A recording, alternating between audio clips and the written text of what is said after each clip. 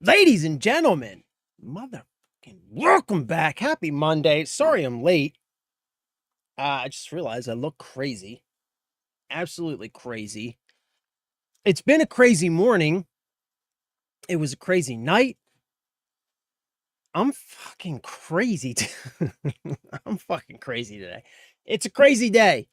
But welcome back. Happy Monday. I hope you had just a wonderful weekend. I really, really do.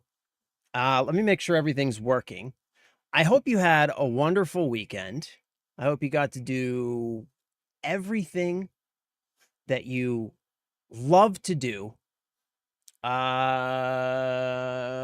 Stand by. It looks like most things are working except for stand by. Sorry. I just gotta get things working. Okay, we're good. Okay, I think we're good. Anyway, focus. Ladies and gentlemen, welcome back. Happy Monday. Happy to be here. Excited to have you. I hope you had a wonderful weekend. I had a bit of a long weekend, but it was fine. We finished the floor in my basement because I know that you care, because I know that you really want to hear about the fact that I put a new floor in my basement last weekend and this weekend, or this last weekend and the weekend before. The last two, I know that you care, which is why I'm telling you. So that's done. So that's kind of almost done. So that's cool. Yeah, sorry I'm late today. Apologies. I had actually I had a really old friend of mine who I haven't actually seen in like a little over a year. She hadn't seen the baby yet. She finally had some time to stop by this morning. And so we've been, hanging out, visiting with the baby, talking, etc. all morning. So I'm a little bit late. I apologize, but it couldn't be helped. You know what I'm saying? Like sometimes you just got to prioritize friends and family, It's important. It's very important. U71, what is up, my dude? Welcome, brother. Welcome. Happy Monday. I hope that you're having a wonderful day. Thanks for being here. I appreciate you. I love you and I appreciate you. Thank you for giving me a little bit of your time. Thank you for stopping by. Stand by 1 second. I got to turn my fan on because it is hot as Satan's taint during a pickup basketball in the middle of fucking July in here. 1 second. I'll be right back.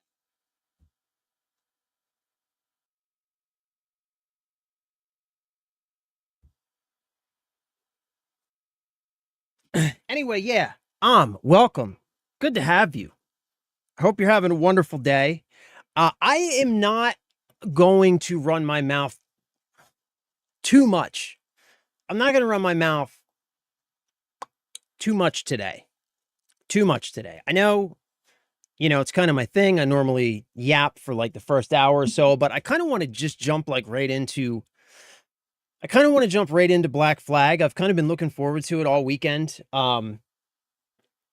So yeah, I'm pretty stoked to get back into it. So we're not going to spend a lot of time talking today. Also, like I said, I was busy all morning, so I haven't had time to go through the news, find anything interesting to talk about or anything like that. But I do have I got a couple of things I want to talk about, bro, because wow. This weekend, two things I want to talk about. First is, I want to talk about the Black Flag, the Assassin's Creed, the Ubisoft fan base. Y'all kind of soft, bro. Like I put out a couple of videos this weekend, right? About Black Flag. Just like clips from last week's stream, right? I think what did we play? 2 days? When the fuck did this game launch? Yeah, we played 2 days because the game launched on Thursday. So I had some streams and I had a little bit of time. So I clipped a couple of things from my streams, put out a couple of shorts this weekend, right? And like 2 of those shorts were different points where I was complaining about some shit that we were dealing with in the game. Right? Like minor stuff. Like me. You know how I do. I'm emotional. You know what I mean? I have highs, I have lows. So when things piss me off, I tend to voice my opinion. And when I enjoy things, I also voice my opinion. So I put out a couple different videos. A couple of those videos were me complaining about some things in the game, and a couple of those videos were me praising the game. One of those videos was me basically saying so like how much I enjoyed the game. You know, how much I was really loving the game. Bro, the two videos that I put out where I was bitching about the game, y'all soft as marmalade, my dude. Those videos, the comments on those videos, the white knighting, the the the the the, the corporate white knighting in those videos, the Ubisoft fans came out of the woodwork. I almost got my first ratio. I almost got my first ratio this weekend complaining about minor shit in an Ubisoft game. Y'all are on another level, bro. Relax. Relax, Ubisoft fans. It's not that serious.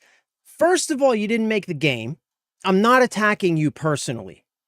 I'm not attacking you personally. I think you're probably a swell guy. We would probably get along. Like, for real, for real. We would probably get along. Secondly, uh like you can you can be annoyed by things and you can also enjoy things. Like you can dislike some things about a thing and enjoy other things about a thing, which brings me to the second part of this. The videos that I put out where I was actually praising the game, none of y'all showed up on those videos. Like, if you love the company so much, if you love Ubisoft so much that you want to jump to their defense, why aren't you there when somebody's talking good about the company? Listen, bro, I don't care how much you white knight for Ubisoft. They're not going to pick you, boo-boo. They're not going to pick you. I'm sorry. They're just not. What's up, Six? Good morning, my dude. Ubisoft, the corporate fanboy. I know, bro, it blew my fucking mind, dude. Like, I put out like 4 videos, I think, about the game over the weekend. Like, and a couple of those videos were me like bitching about certain things, and then a couple of those videos were me praising the game. The videos where I was bitching, bro, the Ubisoft White Knights. Oh my God, I almost got my first ratio. I kid you not. I kid you not. I was showing my wife, I was like, what is happening right now? Like, what is even happening? What's up, dude? Good morning, brother. Good to see you, bro. I hope you had a wonderful weekend. Cryptic. In other news, did you see Asha was named an advisor for the Fed Reserve? Bro, did I ever? Did I ever? So I I didn't have time to actually like dig into it. I just saw the announcement. I think last night I saw the announcement in like one of my feeds or something. Yeah, like what is up with that? Like isn't she also currently, while she's an advisor for the Federal Reserve on the job task force, isn't she also currently kind of embroiled in a bit of a bit of a controversy over H1B1s? Like what is happening? What is even happening with our like corporate fucking government structure in America? Are we just not even pretending anymore? Are we not even we have just gotten to the point. We have just gotten to the point where everybody just accepts. Yeah. Yep. Shit. I mean, just the whole, it's all corrupt. It's all corrupt. We're just, that's how we're doing things now. I guess. I guess. Yeah. Bro, that's how you increase your productivity. Exactly. Exactly, man.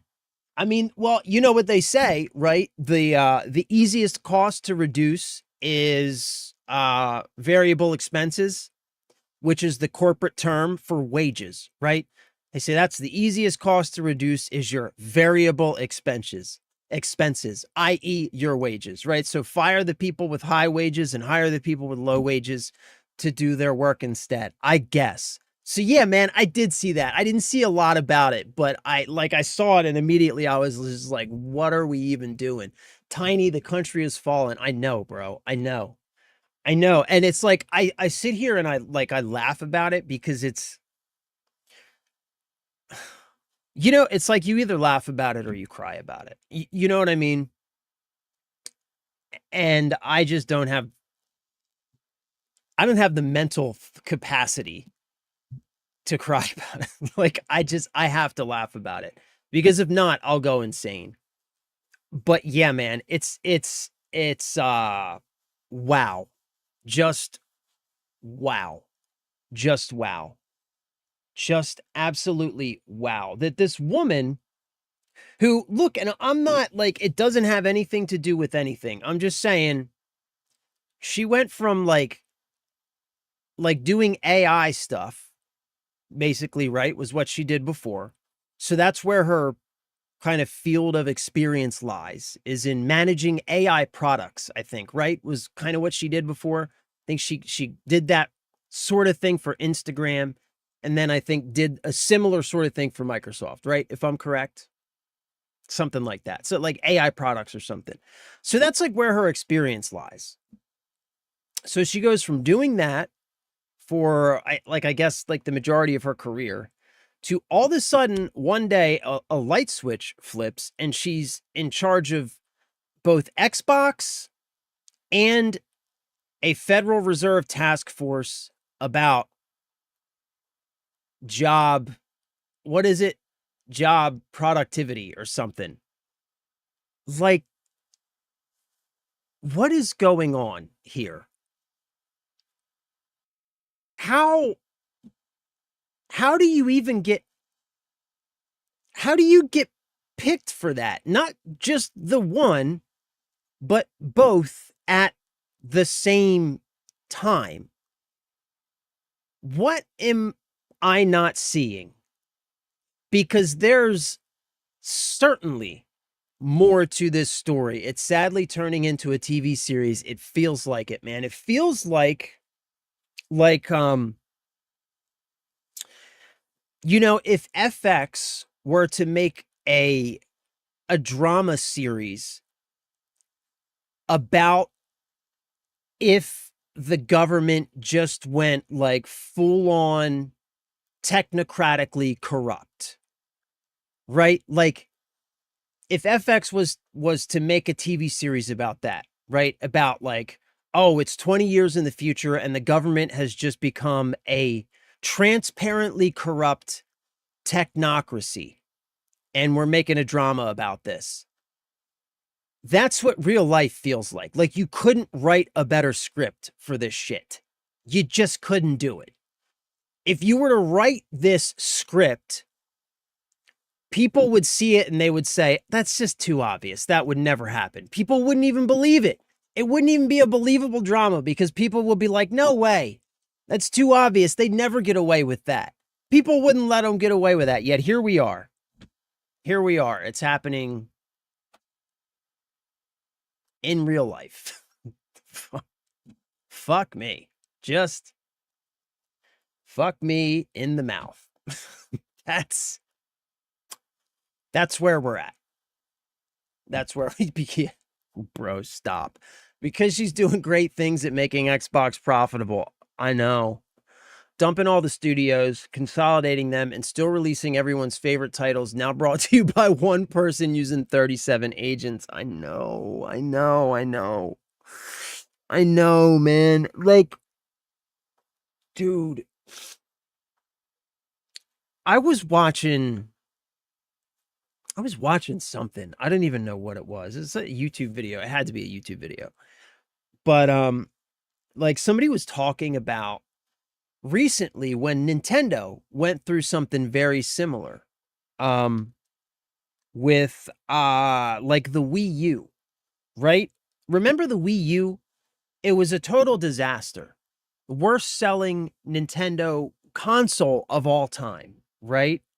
Um and I think Nintendo sold like 37 million Wii U's or something, which sounds like a lot to like you or me. 37 million is a big number. But for a company like Nintendo, when it comes to launching a console, that's like a single digit percentage of, you know, what they need to sell, you know, to make money. And so Nintendo, like during the Wii U, and for those years kind of running up to the pandemic, really, they were going through some really difficult financial times, Nintendo. And they faced a similar situation to the one that both Xbox and Sony, will focus on Xbox because they seem to be, Sony seems to be dealing with a PR meltdown, which I want to talk about in just a second. But Xbox seems to be dealing with more of an internal meltdown, where it must really suck to work at Xbox right now. Anyway, so Nintendo went through this, the kind of years leading up to the pandemic, kind of until the Switch launch, right? And if you'll remember that during this time, Nintendo was faced with similar decisions that they needed to make about business restructuring, about finding ways to save money. And like we just said, the typical corporate mindset is that the easiest expenses to cut are your variable expenses, which are people's wages. The easiest way to save money is to put people out on the street, put people who have families into financial limbo. But that is the easiest way to save money. And Nintendo faced a similar circumstance. And when asked what they were going to do, instead of laying people off, instead of cutting studios, what happened was the president and CEO and the entire rest of the executive team, they all took pay cuts, massive pay cuts. The CEO cut his pay by half and then cut it in half again. Significant pay cuts, right?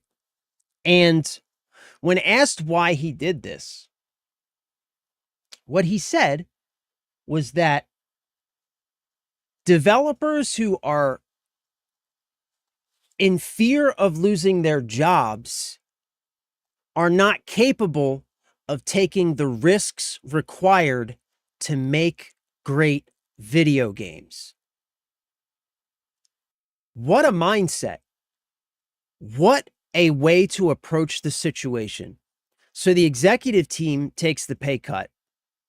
They decide to just bleed cash for a while, but to communicate to their engineers, their developers, their partners, to communicate that you are secure. We'll get through this. We're going to do whatever we need to do, but you are safe in your job.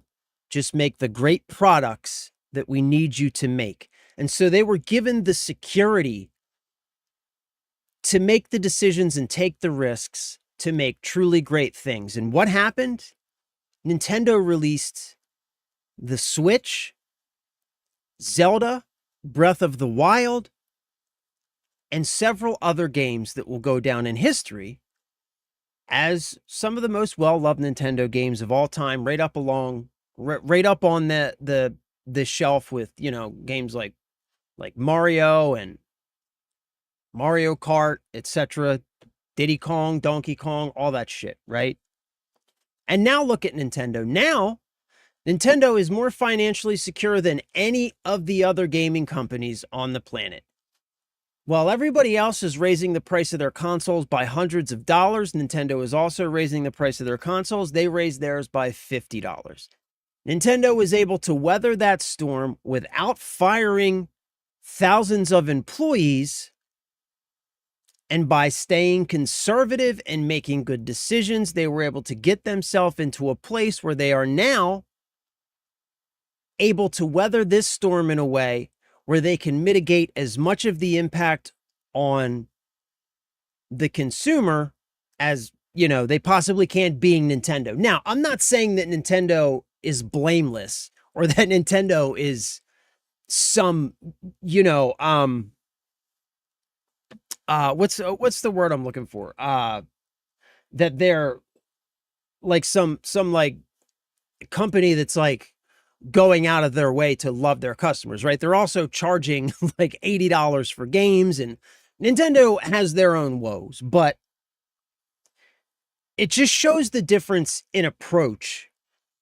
And I think in this one situation, like I have to say that I think Nintendo did things the right way. And whatever is happening at Microsoft, I just don't see how it can lead to good outcomes. Because, like you just said, Cryptic, entire teams of people are being lost and they're being replaced by people who are in fear for losing their job every day and are being given inferior tools to complete the same projects, being expected to produce something great when they are now being in a position where producing anything great is just, it's just an impossibility, you know?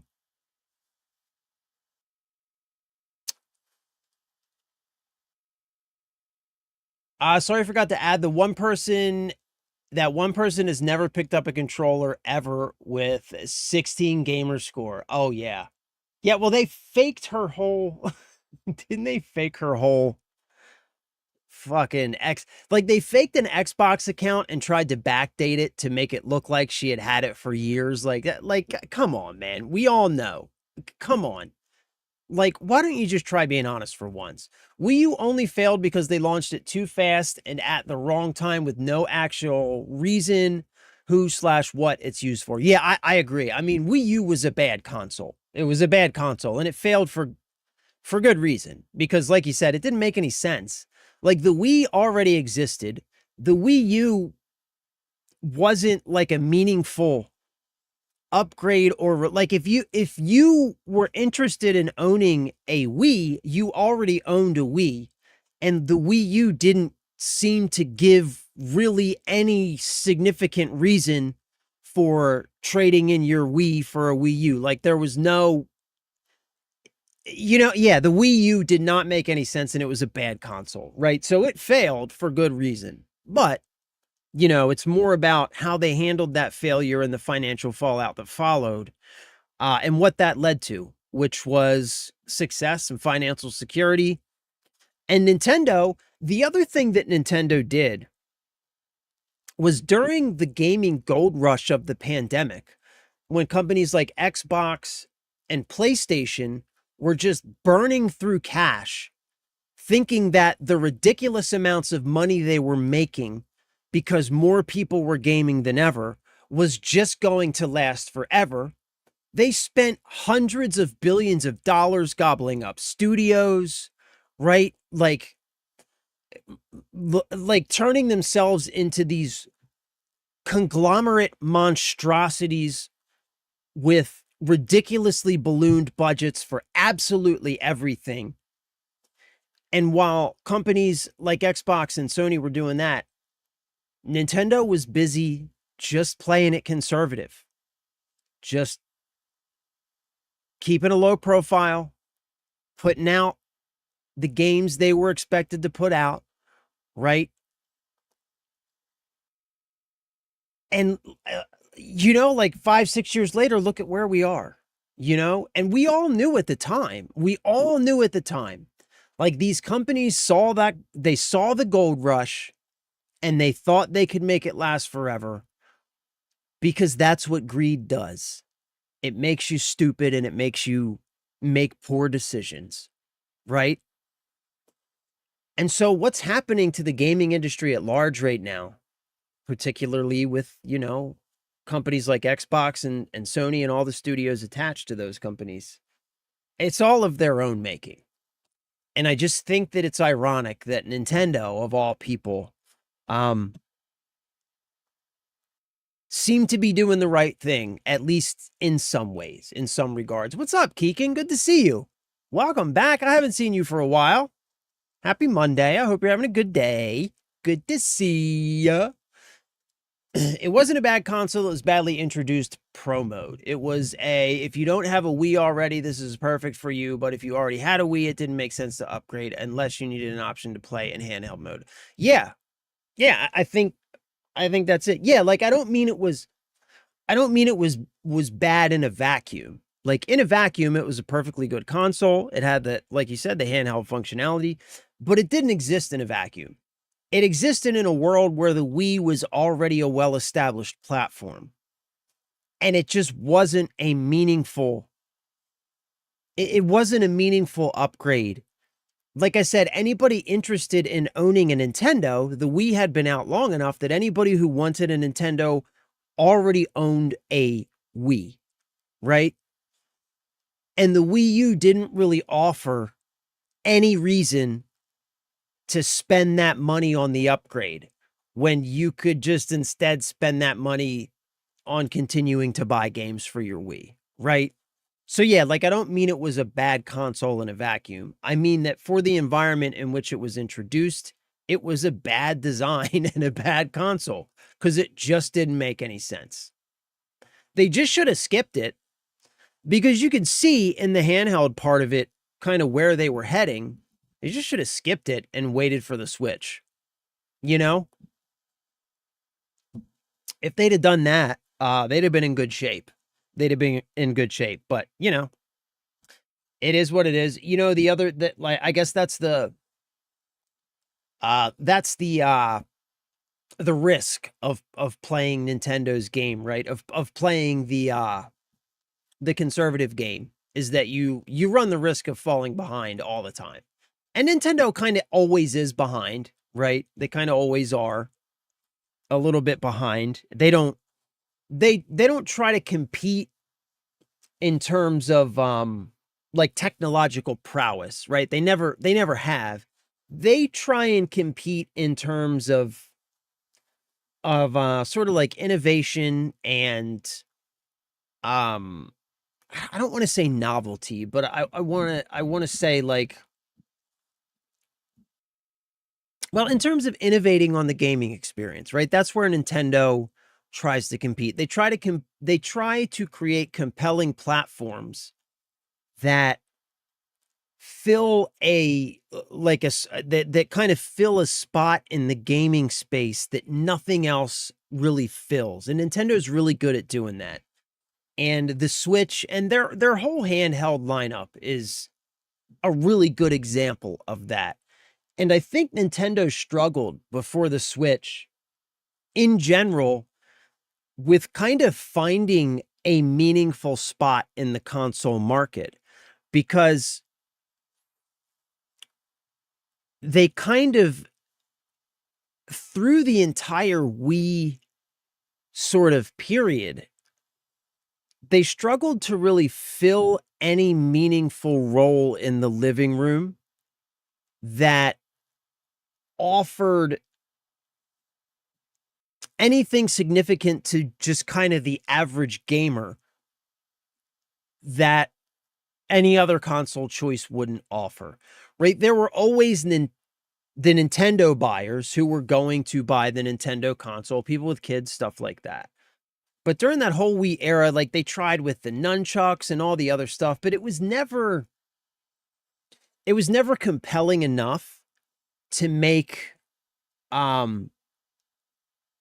like kind of the average gamer at large choose the Nintendo Wii over, say, an Xbox or a PlayStation. Like, it did offer some sort of unique functionality in kind of the party games and stuff and the way the nunchucks worked. And there was definitely a spot for it there, but it wasn't a big enough spot to really make a significant impact.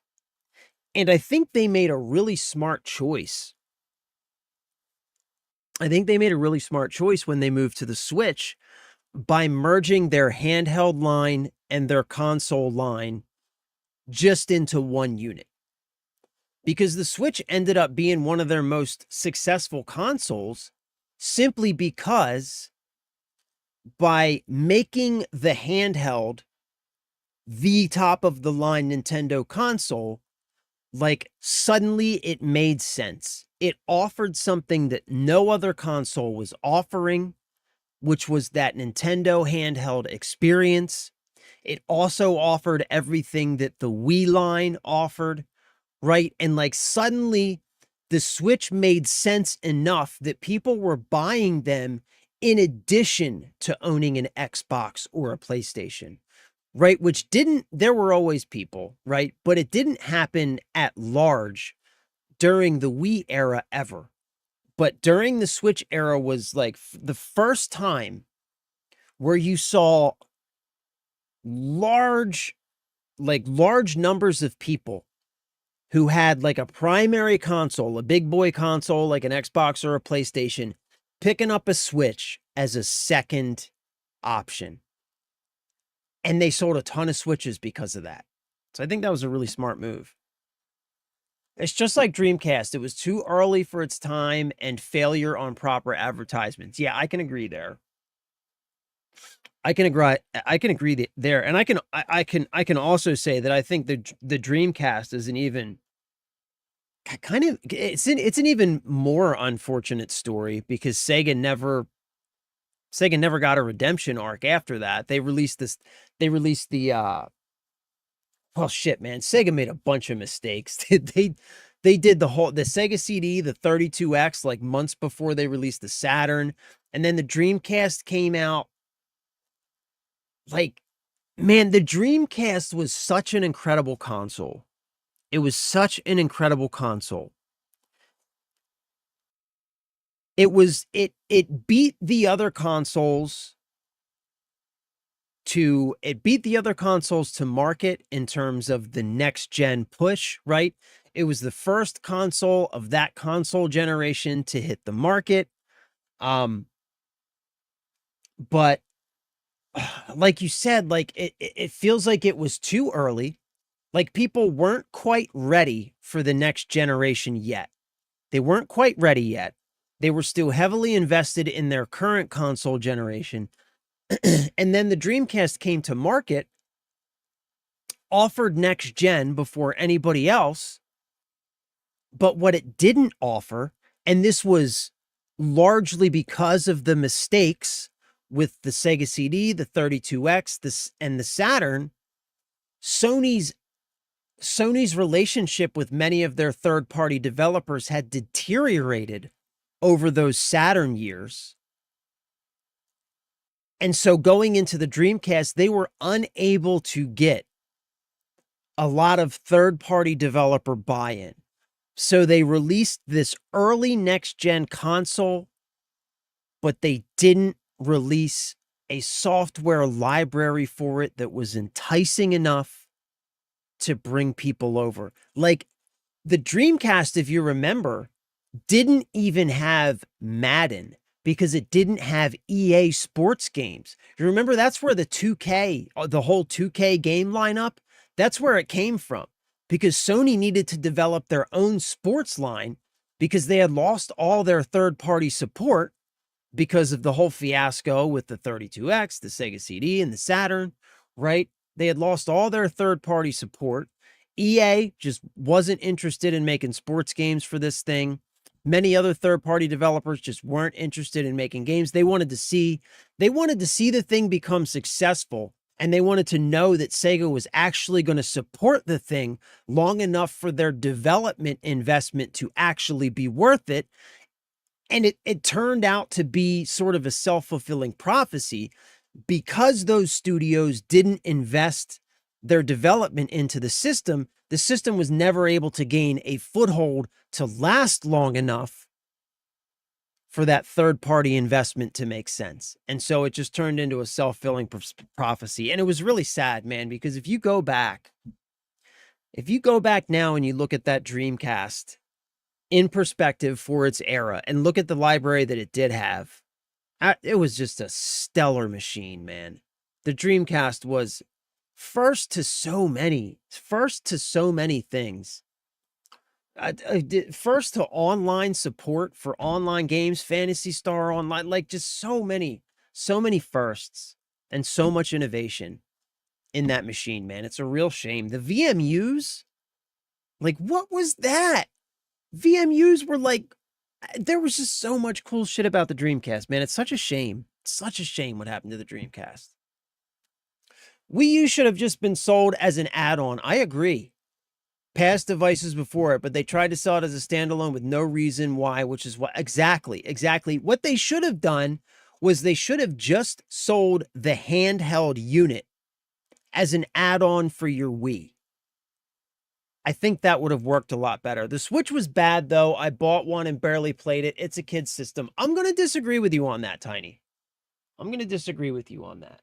I think the Switch is a great system, actually. And I think, so, like, for one, I will caveat it, and I will say that Nintendo is always traditionally,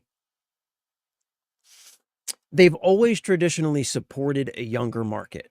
That's for sure. And they go out of their way to make sure that they have a robust game library that makes sense for a younger market. So yes, absolutely.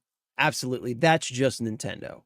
But that aside, I will say that the Switch also has a ton of support for like fully matured adult like shit, bro, you can get Resident Evil Requiem on the Switch. You know what I mean? Like tons of games coming out on the Switch that are, you know, fully mature games. You don't get like Call of Duty. Call of Duty doesn't usually come to the Switch, stuff like that. But what you do get with the Switch is you get access to the Nintendo library. And bro, I'll tell you what.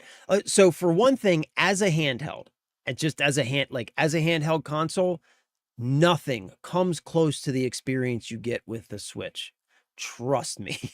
Like, as somebody who has tried the whole PC handheld experience, even the Steam Deck would be the closest, but even the Steam Deck doesn't match the Switch when it comes to battery life, responsiveness, like just everything about that experience is just smooth. It's flawless. You pick it up and it works.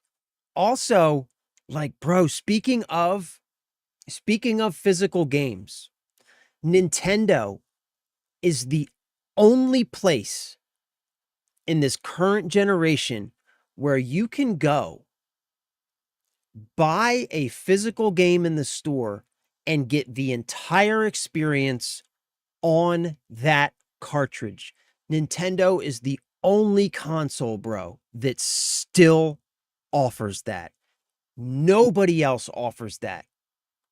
Even the games that are physical on like the Xbox or the PlayStation, they still always require patching, like additional download. Like, it is rare enough to basically not exist to be able to buy a game for either the Xbox or the PlayStation that will install and be runnable from the physical media. Nintendo still delivers that.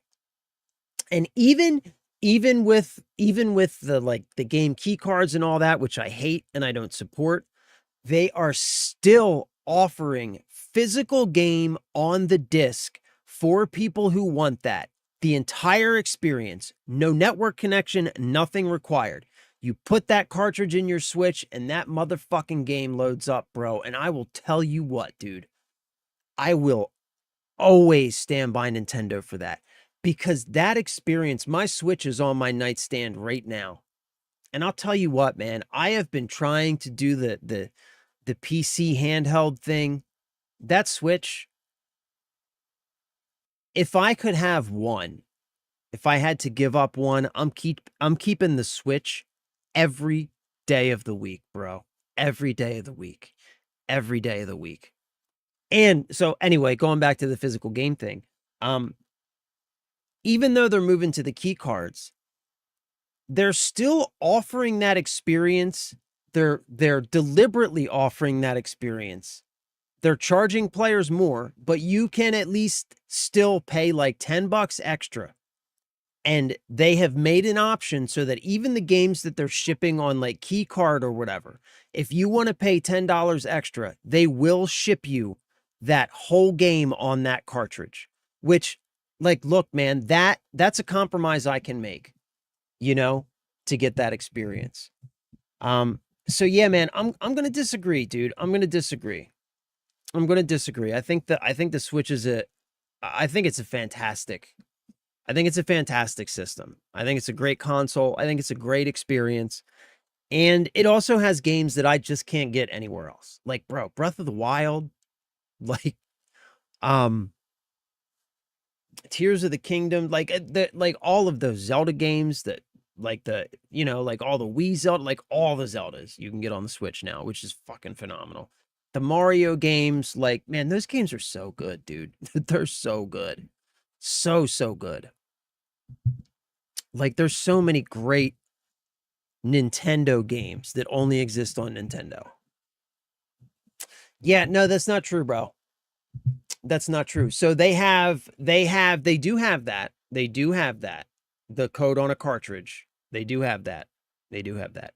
But they also still offer full game on the cartridge. I mean, I have many. I have many. And they also offer, like I was saying, for some of those games that are just the code on the cartridge, like you said, they also offer the option to buy that full game on the cartridge, but you got to pay like extra for it, which again is a compromise I can make. I'll pay extra to receive cartridges so I can taste test it to confirm if they changed flavors. Yeah. I mean, I'll pay extra for that too. Jeff coming in with the 100 bits. What is up, my dude? Welcome, Jeff. Happy Monday, bro. I love you. First and foremost, let me just tell you that I love you. Secondly, it's good to see you. I hope you had a good weekend, bro. Happy Monday. I hope you're having a good day. It's wonderful to see you, bro. So, yeah, Tiny.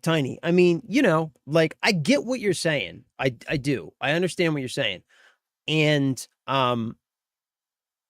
I can understand why you would have that perspective. But yeah, I just would push back against it. I would say this, dude. I would say this. If you still have your Switch, I encourage you to give it a chance. Like, look at some of the current game lineup. Find yourself some physical Switch games that exist on the cartridge. You know what I mean? Give yourself that, like, take advantage of what it's good for.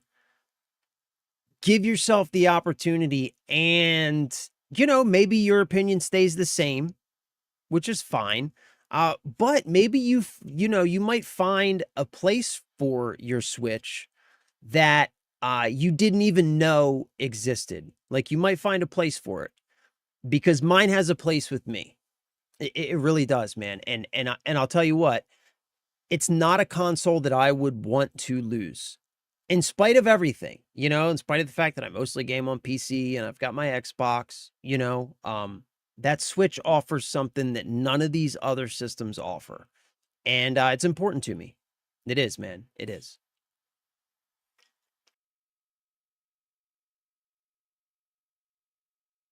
Yeah, it's good for Mario Kart, Zelda, Smash Bros. I agree. Bro, I played Diablo 3 on my Switch offline. That Switch is the only place that exists now that I can play Diablo without having to be connected to the internet. Diablo 3, that cartridge exists in my Switch case, and it never leaves. Whenever I go anywhere, my Switch comes with me, and Diablo 3 goes with it. Because I'm a Diablo fan. I've always enjoyed Diablo. And that Switch is the only place that exists now where I can play Diablo without an internet connection. Even my PC handheld, I have Diablo 2 Rebirth, or whatever the fuck it is, the Diablo 2 remake. I've got that on my my PC handheld. I can't play that. Like, I can't, like, go on a trip and play that on the plane without Wi-Fi. Can't do it. Can't do it. Which sucks, sweaty testicles. I can with my Switch. So, like, that PC handheld is not even a true handheld, because most of the games I have on that, I simply can't play without network access, except for my emulators. My emulators work. But most of my, normal games, I can't play without a network. That Switch, I don't need a network access. Every Switch game that I own, full game is on the cartridge. No network is required. And the great thing is, like, if you plug a Switch game in and you're connected to the internet and there's an update, then it's going to tell you you need an update. But if you keep that fucker off the internet, like, you never have to update your games either, which is great. I love it. That's great. That's great. Now, if you update the Switch, then you have, like, there's a bunch of obnoxious caveats, but you know what I'm saying. Jeff coming in late, but glad I didn't miss the just chatting portion of the stream. Yeah, me too, bro. Because we actually, when I started the stream, I started late too. I didn't get here until 11:30. And like the first thing I said, I was like, all right, I'm not going to talk long because I don't have much to say. I've had a busy morning, blah, blah, blah, blah. But here we are almost an hour later. I'm still running my mouth. So yeah, I'm glad you could make it too, bro. It's good to see you, man. I love you, bro. I love you. I appreciate you. It's good to see you. I'm glad you're able to make it. And I hope you are having a wonderful day, my dude. I hated Diablo 3, but I understand why people like it. Just not my cup of tea. Yeah, it's not my favorite Diablo. That's for sure. That's for sure. But it's still Diablo. And it's Diablo that I can play whenever I want, wherever I want, however I want. You know? And it's the only place I can get. That's the only Diablo that I can get that way now. Diablo 4, always online. Diablo 3 on any other console or PC, always online. Diablo 2, the remake, always online. Now, I could always install the original or whatever. And I think that would work, but actually, no, that probably still requires BattleNet access now too. So that probably still requires you to be online as well. Who knows? Who knows? But Diablo 3 on my Switch, bro, always works. I wonder if they have Diablo 4 for the Switch. If they have Diablo 4 for the Switch, if they do, I'm buying it. Diablo 4 Switch. Do they have it? Diablo 4 is not available on the original Nintendo Switch due to hardware limitations. However, ratings leaked by the Indonesian and Taiwanese boards indicate the game and its Lord of Hatred expansion are actively in development for the upcoming Nintendo Switch 2. Fuck, I need a Nintendo Switch 2.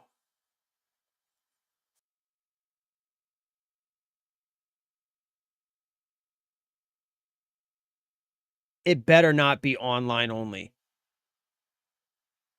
Oh, man, here's Riker discussing it. Here's Riker talking about it. It might be online only. See, if that's the case, I don't want it.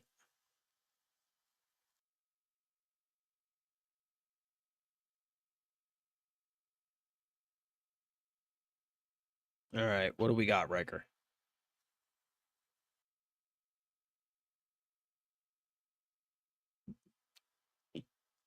All right, whatever. We'll see. Yeah, yeah, I know. I've got it for the. Yeah, I know. It is like a fully online game. That's part of the whole deal. Is it's like the MMO. I fucking love Diablo 4. I'm not gonna lie. I'm not gonna lie. I played the shit out of that game, man. Played the shit out of that game. I haven't played it in a while. I haven't played it in a long time, but actually just talking about it now, I'm going to play some Diablo tonight. I'm going to play some Diablo tonight in bed. Probably play Diablo 3 on my Switch, but yeah, I'm definitely going to play some Diablo tonight. Definitely. Definitely. I kind of want to play Diablo 4 again. We should play Diablo 4 on stream sometime. You know that? Maybe we'll do that. Maybe we'll do that. Maybe we'll do that. Also, each season generally comes tied behind a DLC paywall. Yeah, that's true. That's true too. That's true too. I played up until that first DLC. Yeah, I think it was like $15 or something, wasn't it? Yeah, I played that first DLC. It was I can't even remember what it was called, but it was like the jungle one. Like it expanded the map into the jungle, and I actually didn't even finish that DLC. That's when I kind of drifted away. But oh, all right. So there's something else I wanted to talk about too, by the way. I want to talk about I want to talk about the PlayStation community, and not anybody in particular, because I know I got some PlayStation folks out there, right? I'm just saying the PlayStation community at large, just in general. Like the average PlayStation player. Y'all folded like cheap lawn furniture. Not too long ago, PlayStation announced that they were discontinuing physical media for the PlayStation console. And justifiably, the community lost its collective mind. Rightfully so. PS Plus accounts were canceled. Petitions were created. Signatures were collected. Boycott Sony was trending. And it seemed like, for the first time ever, maybe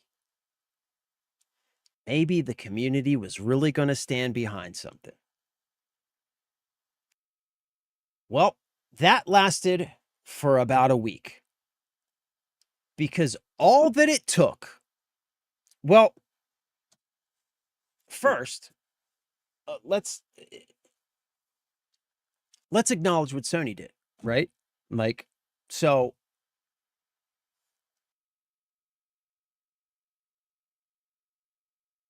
all this backlash online, right? Like I said, PS Plus is canceled. Petitions signed, boycott Sony trending. Meanwhile, Sony just says nothing. They say, we're just going to wait out the storm because eventually these sheep will get distracted and it'll all be over. And boy, were they right.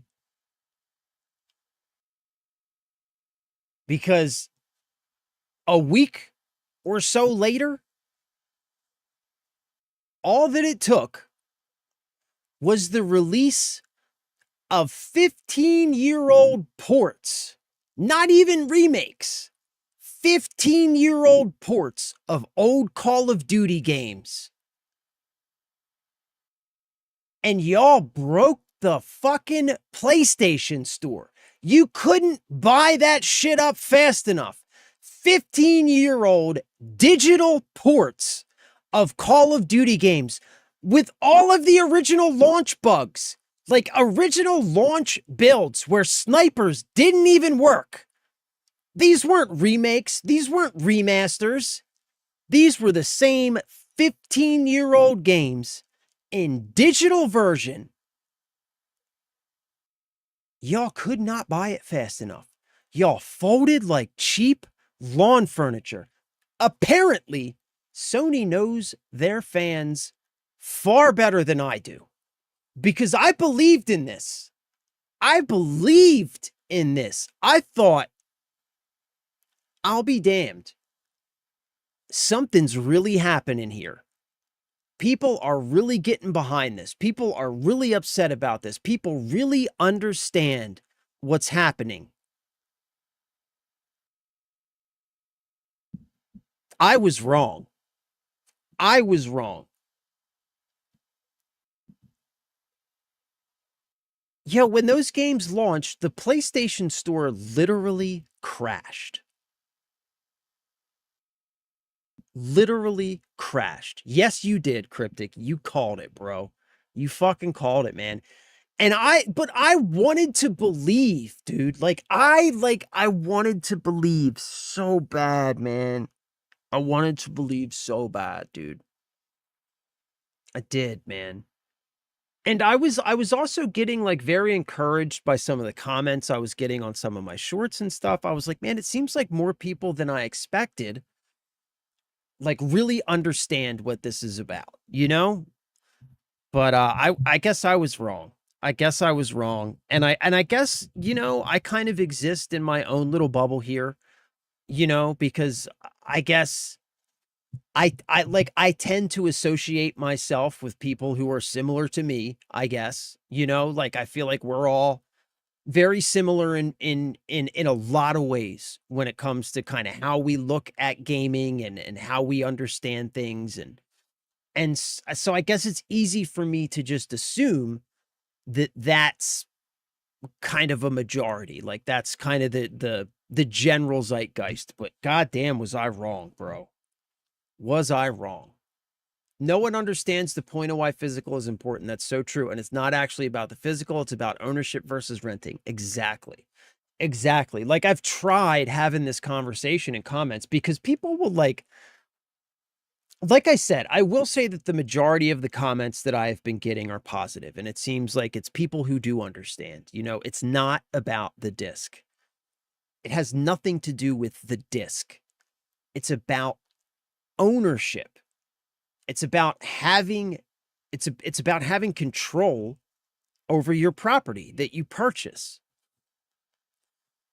It's not about the disc, but I get comments like some one of the stupidest comments I get, and I get this one unfortunately far more, far more than I would hope.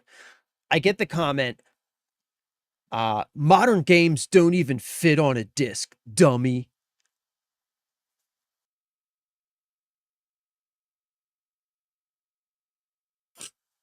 Oh, like it breaks my mind. It's like first, multiple discs. Just ship multiple discs. A triple layer Blu-ray is 100 gigs of data. 2, maybe 3 Blu-rays at max for an extremely large game. You know? 2, maybe 3 Blu-rays at max. How many discs was Final Fantasy VII? 4? Like, just ship multiple discs. Okay? It's not a complicated problem to solve. That's the first thing. Secondly, it's not about the disc. It's not about the disc. It's not about the discs. It's not about how many discs does it take to install the goddamn game. It's about, do I own that game? It's about, can I play that game after they decide to stop selling it? Can I play that game after they decide to stop supporting it? Can I play that game if it has a single player aspect? Can I play the single player aspect to that game after the multiplayer servers have shut down? If so, then I own that game. If not, then I am simply renting that game. A game like Diablo 4 we were just talking about is a perfect example. Diablo 4, whether that game comes on a physical disc or not, does not qualify for the argument that we're making. Diablo 4 is a rental-only game. I could care less about whether or not I get that game on a disc, because that disc means nothing. That game requires internet to play. Sometimes I'm okay with that. You know, like some games, you just concede, okay, that's the nature of this game. I still want to play this experience. And I think that I will get enough time out of that experience to justify whatever the price tag is. Would I have preferred that a game like Diablo 4 have a single player aspect that I can play offline?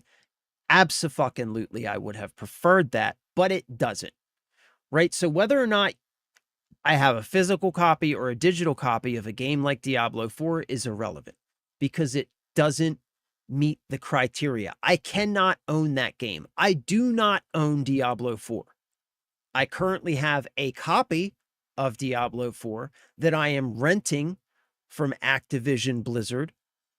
And as long as their servers are still running and they're still creating content for that game, then my rental is still valid. Right?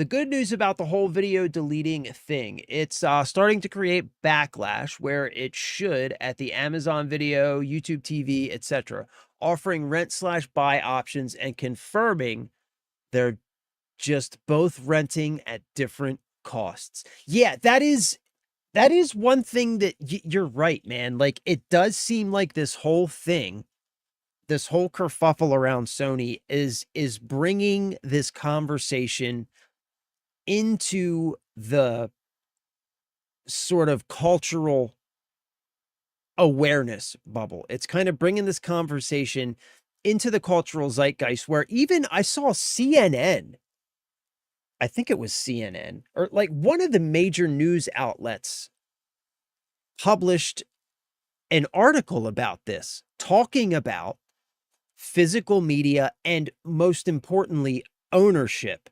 And they talked about like Blu-rays and records and CDs and even cassettes and stuff like that.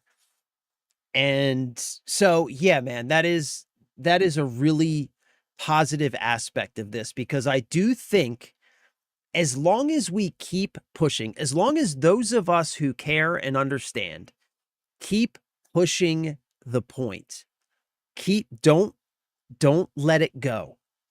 Don't just be quiet about it, right? Because we feel like it's losing steam or whatever. Keep pushing the point. Keep having the conversation, and it's going to force at least some kind of change and compromise in our favor when it comes to ultimately what we need, like you said, which is the main point, I think, consumer protection, right? That's really what this comes down to. It comes down to consumer protections for us that state, that are codified in law, that state that there's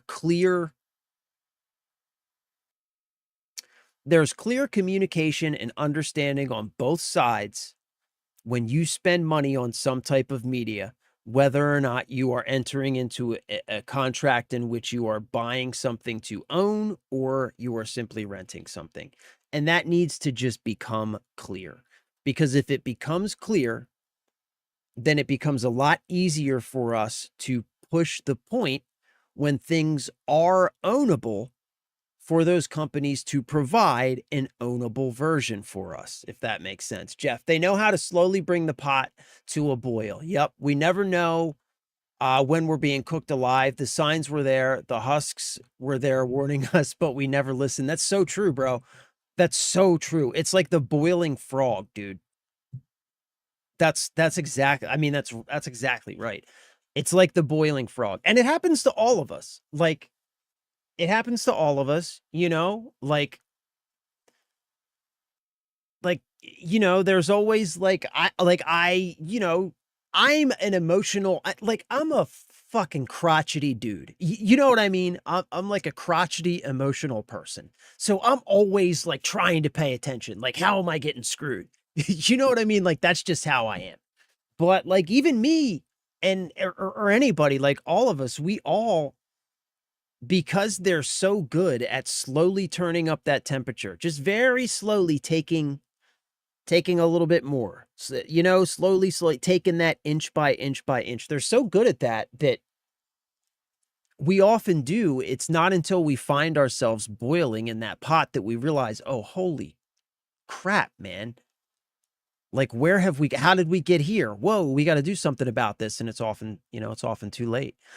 They don't need to ship discs, not even boxes. They need to ship insurance that if I'm buying this anywhere, after 3 years, I can still play it. 100%. 100%, man. 100%. I mean, I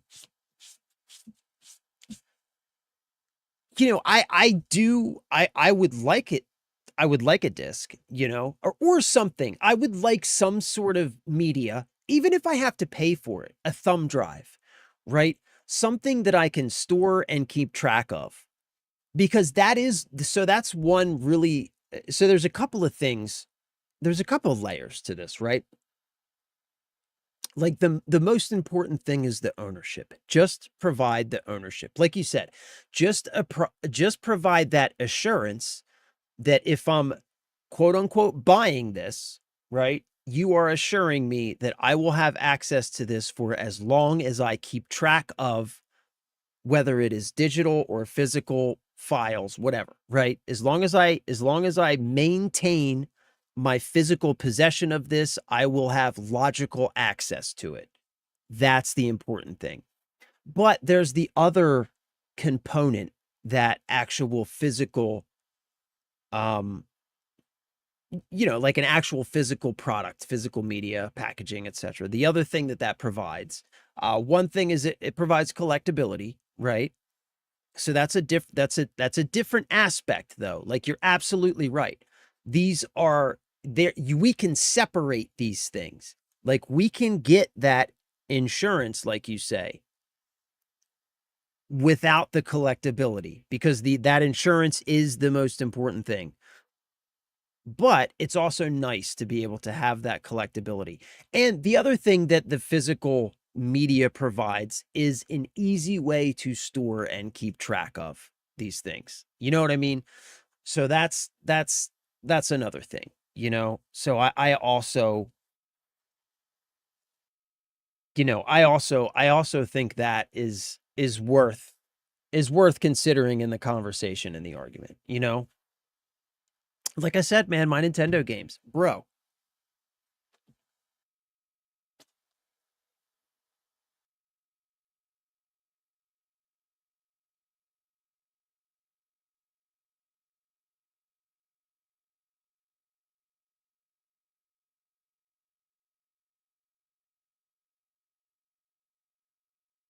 Look, this isn't even all of them. This is just how many I could grab. And the thing about these, the important thing to know about every single one of these games, these are all my Nintendo games that I have personally bought for myself. Every single one of these games, many of them are not even in the box because they're in, you know. But yeah, here's Super Mario Odyssey, right? This is in the box. The important thing to know about every single one of these games is every single one of these contains the entire experience on the disc.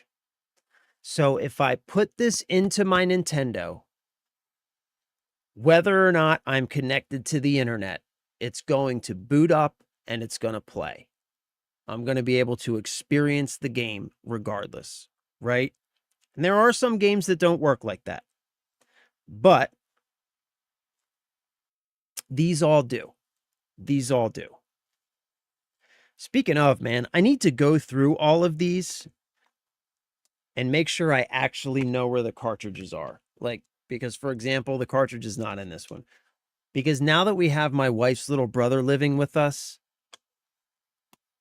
Nintendo games have a tendency to disappear.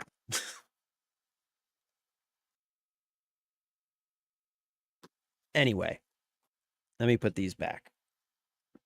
So, but like the point that I was making is this is like, a way for me to store and keep track of this stuff. So I do also enjoy that aspect and would like to have that.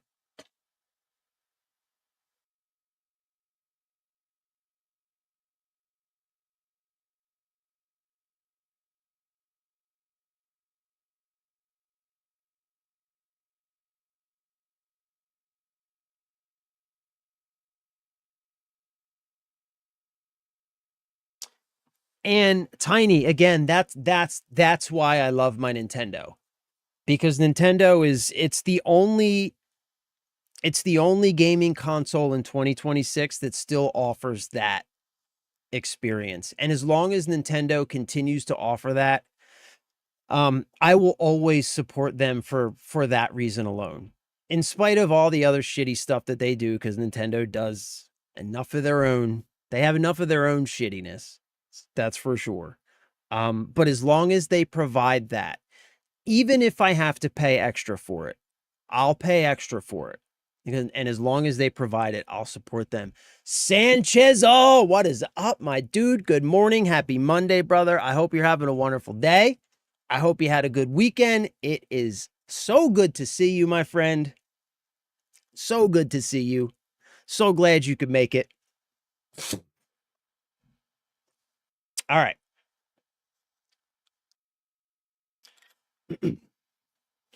Goldie Gone Gaming, W Nintendo. I agree. For all of Nintendo's faults, Nintendo isn't perfect, they charge a lot for their games. But they also do a lot right, man. And that one thing that they do is still being the only place that provides a true physical experience when it comes to gaming. They will sell you the entire game on a physical piece of media that just works. You plug that physical piece of media into your console and you can play that game. It's the only place in 2026 that exists where you can do that. So yeah, W Nintendo, I agree. I agree 100%. I really do. And you know what? I'm going to give Nintendo another W too. Because again, for all of their faults, for $80 games, etc., so on and so forth. Okay, for all of their faults, the PS5 went from what 500, what was it, 399 or 4? Anyway, the PS5 has gone up hundreds of dollars in price. The Xbox has gone up hundreds of dollars in price. These price changes for both of these consoles happened instantly and overnight.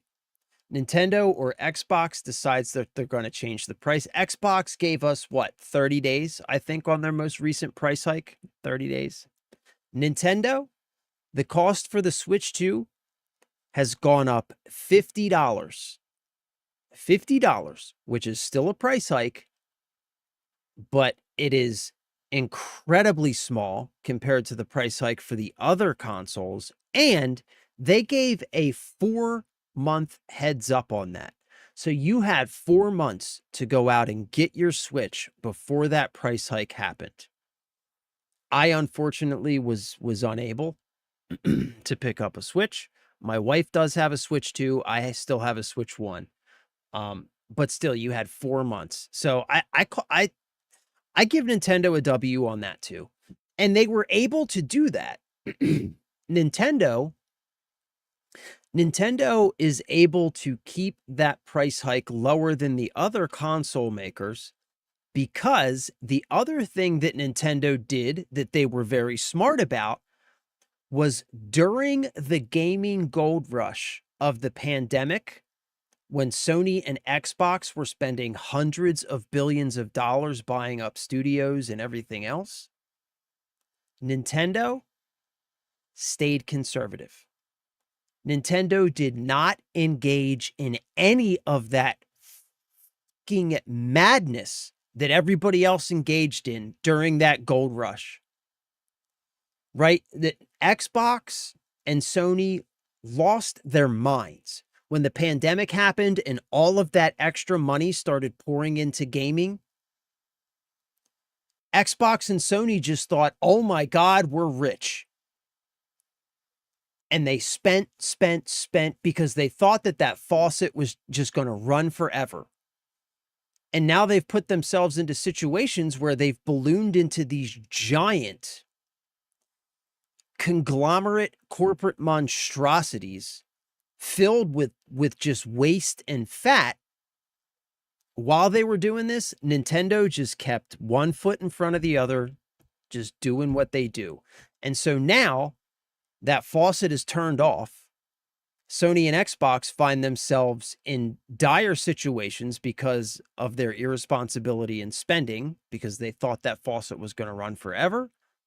Nintendo just one foot in front of the other. That faucet has been turned off and it hasn't affected them at all. And so they're able to do things like raise the price of their console by $50 instead of by hundreds of dollars. Again, $80 games, I don't love, but you know what? Sony and Xbox are selling $80 games now too. GTA 6 comes out in November. That game's $100. Calling the $80 version of GTA 6 an acceptable base version of that game, I think, is just being dishonest. So that game is actually $100. So you know what I mean? Hey, I stand by Nintendo, man. 6-star, the games get up and walk away. They do, bro. When you have a 12-year-old, they absolutely do. Or a 13-year-old, yeah, the games get up and walk away. They have a tendency to do that. Kind of crazy. The newest console is the cheapest. I know, right? Yo, that's a good point too. Like, that's 100% true. Like, the Switch 2 is what? Not even a year old. Both the Xbox and the PlayStation 5 have been out for what? 7 years now? And the Switch 2 is the cheapest of all of them. That's insane. Oh, Spider got some news with Arc Raiders. What is going on with Arc, my dude? What's going on with Arc, brother? I have been seeing some Arc stuff in my periphery. It doesn't look like they've been doing too well. Hold on, I gotta take an ibuprofen, man. My head is hurting for some reason. I got a bit of a headache. I think I'm dehydrated. I think I haven't been drinking enough water. Turned a year old in June, so barely over a year. Okay, yeah. So 1 year old versus like 7 years old, and it's the cheapest console. Yeah, I'm telling you, man. I'm telling you, Nintendo, you know, and look, I have criticized Nintendo myself, but like I feel like Nintendo tends to get like they often get very they often kind of get examined under a bit of a microscope, especially by people who aren't Nintendo people, you know, like by people who are just like strictly Xbox or PlayStation or PC and just like don't really play Nintendo games, often tend to criticize Nintendo very, very harshly. But and they, again, they often deserve criticism for sure, for sure. But like when you really look at Nintendo, man, I would say that they are the most consumer friendly of the gaming companies, like hands down. You know, that Nintendo, I would say, is the most consumer friendly, hands down, by miles in a lot of different ways. Goldie, thank you for the sub, Goldie. I love you. I appreciate you. Thank you for the sub. Thank you for being here. 1 second. I gotta take this ibuprofen, man. My head is hurting a little bit. I'm not sure what's going on. Spider, so Arc Raiders, they track your aggression for solos, duos, and trios all separately now. Interesting. So you can be friendly in solos and murder with your friends. That's kind of cool. That's kind of cool. You know, I was watching a gaming merchant video. I like last night. His videos still pop up in my feed, and I still watch them from time to time because I enjoy his videos, even though we're not really playing Arc right now. And you know what I was thinking, man? I was thinking I'm kind of surprised that they're still doing the aggression-based matchmaking at all. I think it's interesting that they're tracking the different queue types separately for sure. But I also find it interesting that they're still doing it at all, because I was thinking about this and I feel like, excuse me, I feel like aggression-based matchmaking I feel like in the short term, it was really, really cool for the game. But I feel like in the long term, it has really been turning into a negative aspect for the game because it is such an easy system to it's such an easy system to manipulate, and it's so easy to grief in that game because of this aggression-based matchmaking that, yeah, I find it interesting that they're still doing it. But I mean, that's cool. Like, that is cool so that when you're doing your solo experience, you can be friendly, and then when you group up with friends, you can just go ham and go crazy, and you don't have to rebuild once you go back to playing solo. You don't have to rebuild your friendly lobbies back up. So yeah, that's cool. That's cool. I'm glad they do that. I can't even play Arc anymore. Yeah, like San Chisel, I don't. Yeah, like every time I see something about Arc San Chisel, I'm just like, yeah, yeah, I don't think so. Yeah, I'm with you, bro. I just have no interest. In the state that the game is in right now, I have no interest in going back to it right now. Mm. They adjusted it so that it's harder to grief.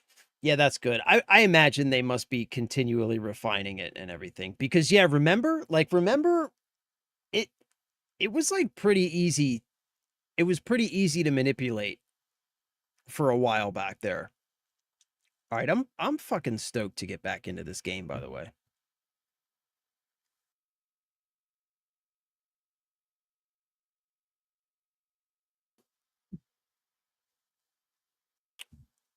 Oh, side note, I have completely given up on TikTok. I've given up on it.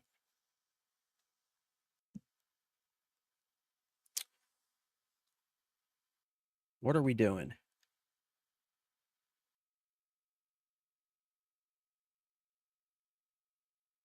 Uh,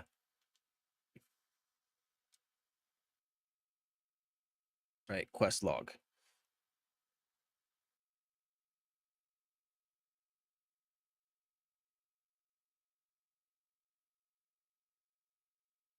All right, whatever. Let's see what's going on.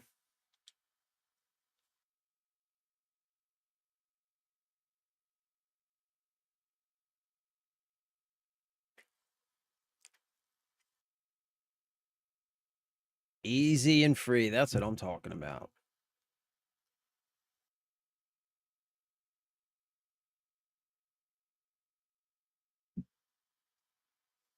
Yeah, boy, that Jolly Roger. Fuck yeah.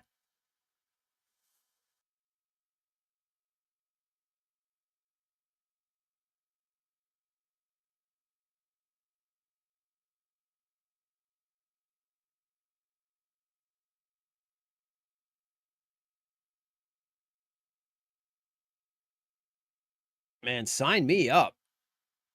Sign me up. These dudes are giving me goosebumps.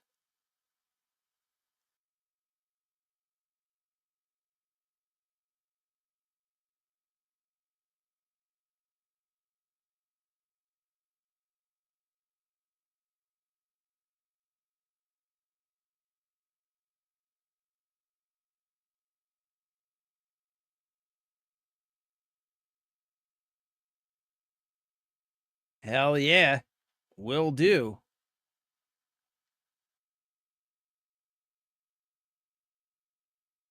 Try not to hit anything in the meantime. I want to jump back in, not today, but soon. Far Cry 6, mortar attack. Deals damage in a wide area at long range. Hold left button to aim and right trigger to fire. Yeah, Spider. I really enjoyed what I played of Far Cry 6. But like I said, man, I had a lot of problems just running it. I couldn't get the damn game to run. I had so many problems with it. So I eventually gave up. But yeah, I really liked what I did get to play of it.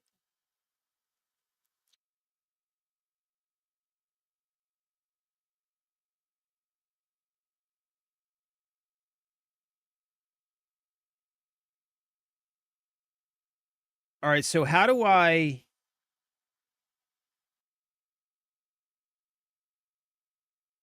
Wait.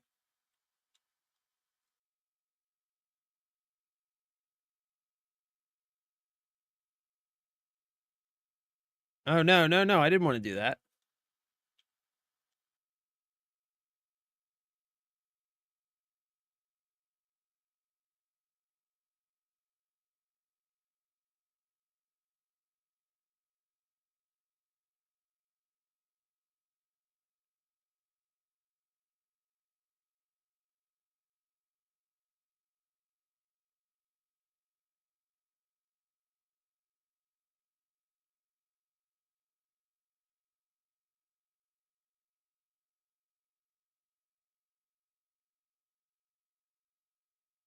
Ooh.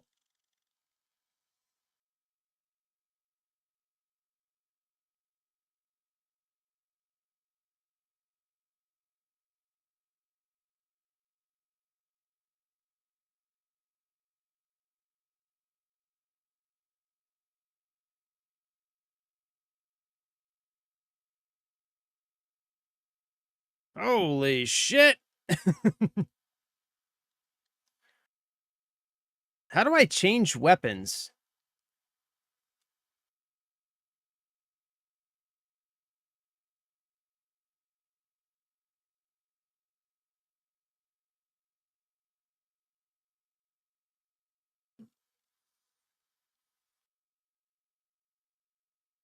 Oh, no. Ooh. Ooh.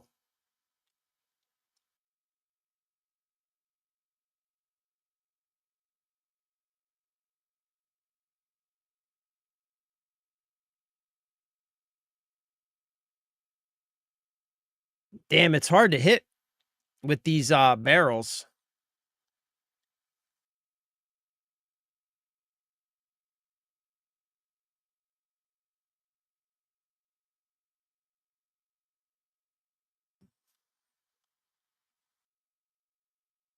Oh, we got him. We got him. We got him. We got him. Yeah, boy. Oh, no. It's sinking. It's sinking.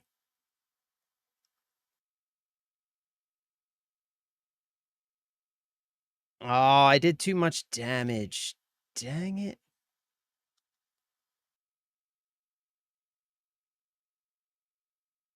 I screwed that up. I screwed that up. I did too much damage. Oh, we are fucking jacked, bro. We need to...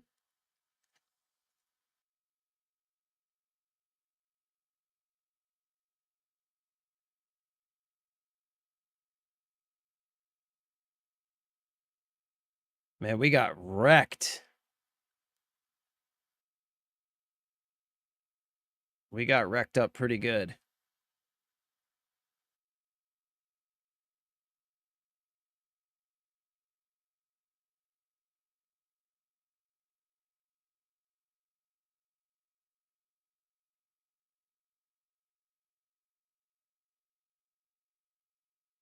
Dang. Dang. I did not mean to sink that ship. All right, so we gotta what? Go back to dock now and get repairs, right? Can I repair out at sea? No.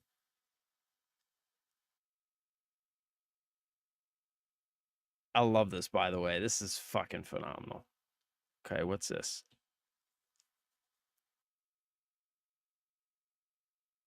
Okay, we got to go back here.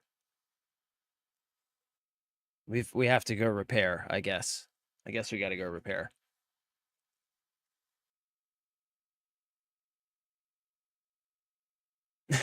About time TikTok should be deader than Arc Raiders. Bro, I mean, you know, like here's the thing though. Like TikTok has been for me until they like banned my account, whatever they did to my account. TikTok's been like one of the better growth engines for me, right? TikTok's where I have the most subscribers. TikTok's where my only short that I've ever done that has gotten more than 1 million views is on TikTok.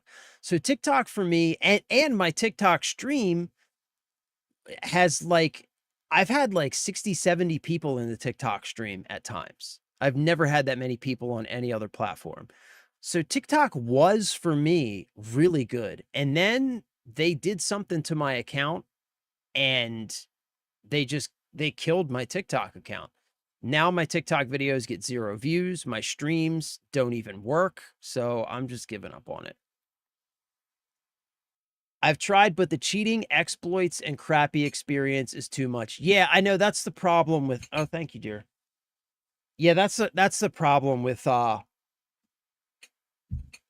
that's what I always see too, Sanchez. Like whenever I see anything about Arc Raiders, it's cheating, it's exploits. It's just like, man, I have no interest in any of that. You know what I'm saying? Oh, you have no game audio? Shit, hold on.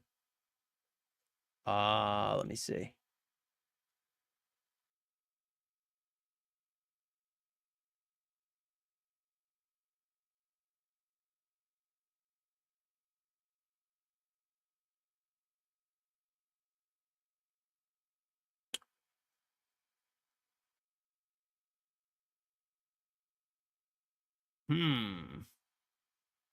Why don't you have any game audio?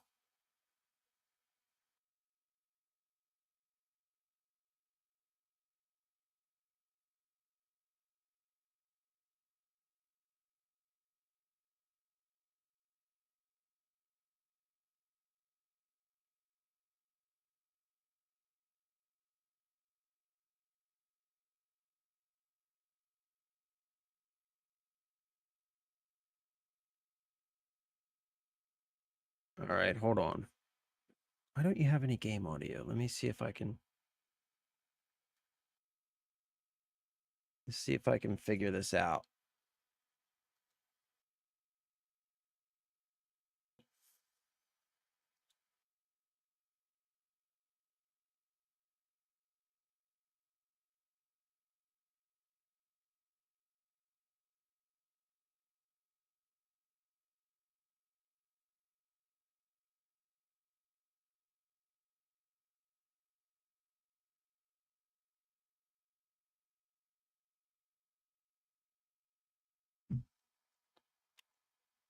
Oh, I think I know.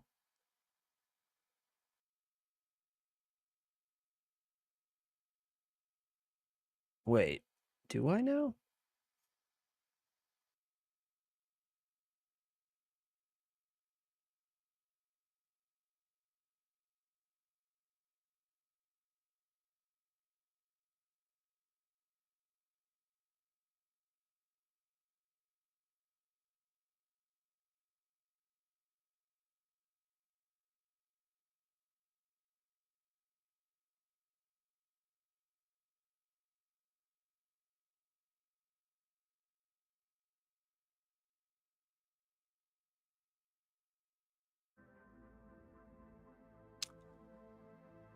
Ah, okay, that's why.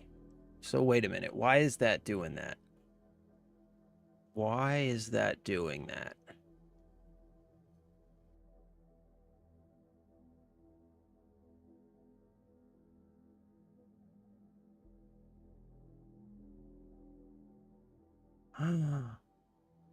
Why is it doing that? Oh, I know why. I know why it's doing that. Okay, so I need to do this. Okay, we're good. We got it. I changed some things around. That's my bad. I changed some stuff around, and I'm not gonna try and explain why it's broken because I'm stupid, but it was my fault. My fault. Thank you. My bad. That was me. That was my bad. That was me. That was my bad.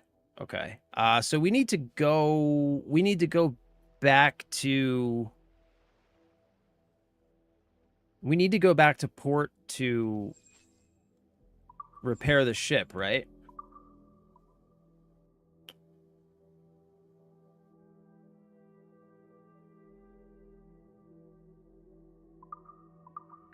Yeah, I think we need to go back to port to repair the ship.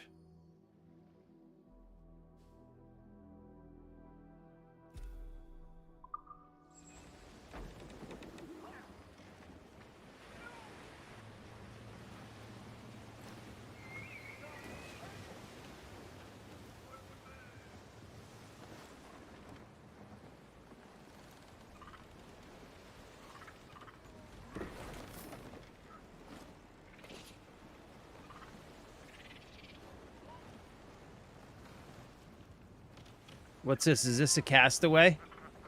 Let's see if we can pick up this guy.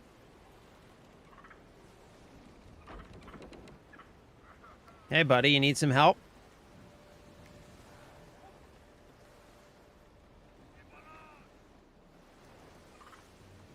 Gotcha, fella. Gotcha, buddy. Don't you worry.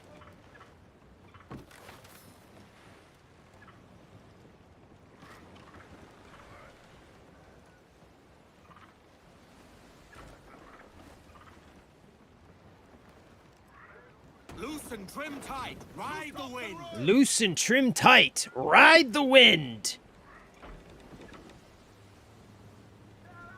Batten the hatches and raise the sails, you scabrous dogs. Whoa!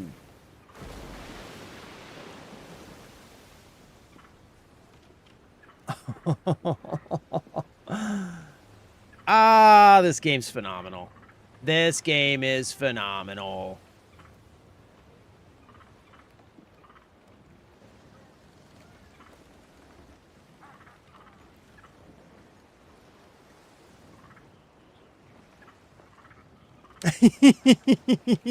Yeah. Well, no, Jeff, we actually had a bunch of people in there, if you remember. A couple of times, just like when we were in like the you know, like the just chatting version of the stream. Like we've had like 40, 50 people in there. Just like when we're talking about different stuff in the TikTok stream. So, you know, we've had some success on TikTok, but I don't know, man. It's just not worth it. All right, I need to get some repairs, man, because this thing is jacked up, dude.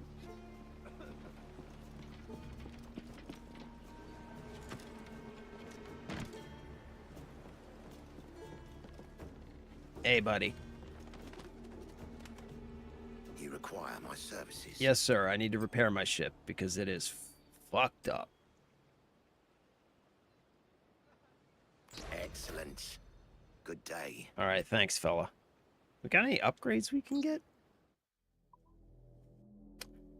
Upgrades? No, nothing yet. Okay.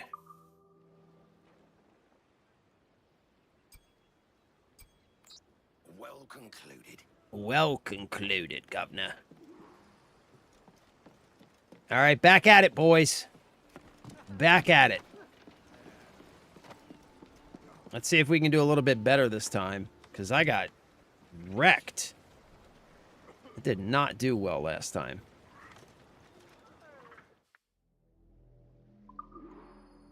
Oop.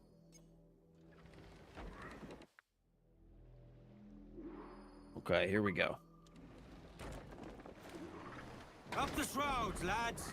We sail. Come on.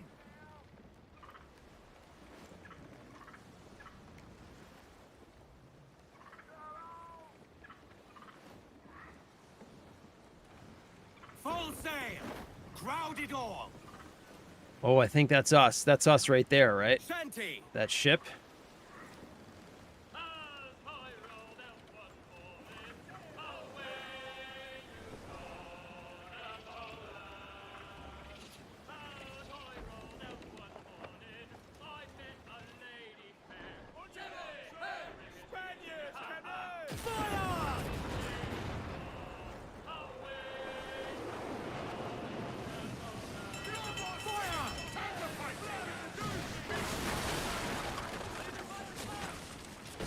Ha ha ha ha! Suck on that!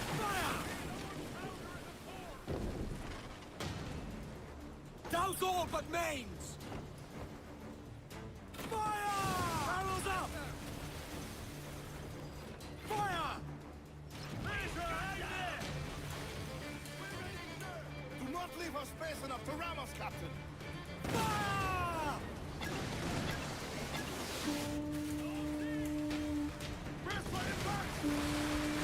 Ah, you fuckers!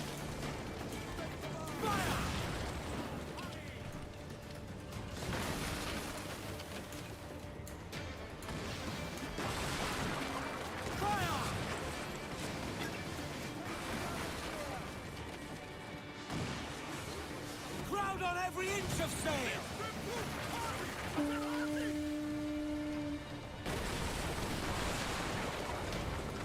Douse the royals and tops! Caution, Edward! Every last scrap of duck on the wind!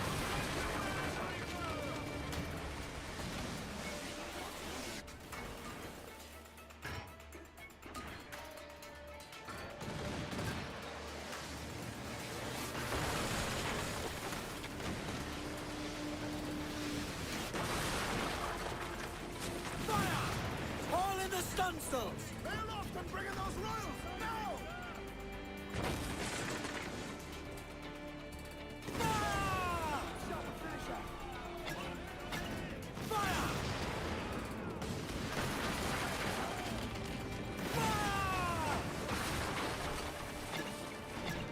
Fire! Fire!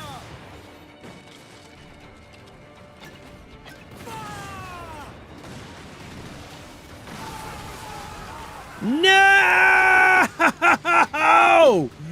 No! Damn, that's fucking hard, man.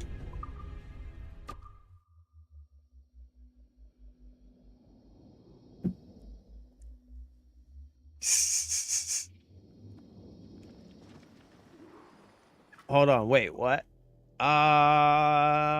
Not sure if it's just me, but game audio effects water sounds really low. But the NPC voices are fine. Double check in-game master volume. All right, let's check. Yeah, I'm telling you, son, I'm whipping that shit. Some ship tips. Your rear barrels help a lot with a charging ship if you can quick turn and dump in the path. Okay, copy that. Copy that. All right, hold on. Let's check audio here. Options, audio. Everything's on 100%.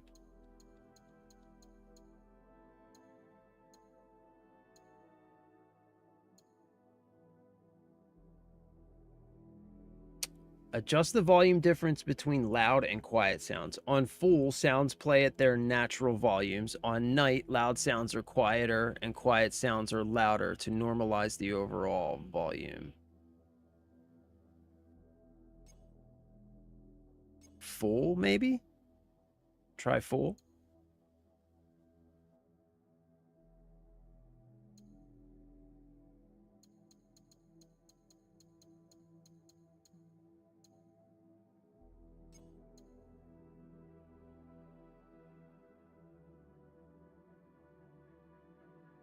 Atari publisher sale. Any good? I'm trying to think of what Atari games.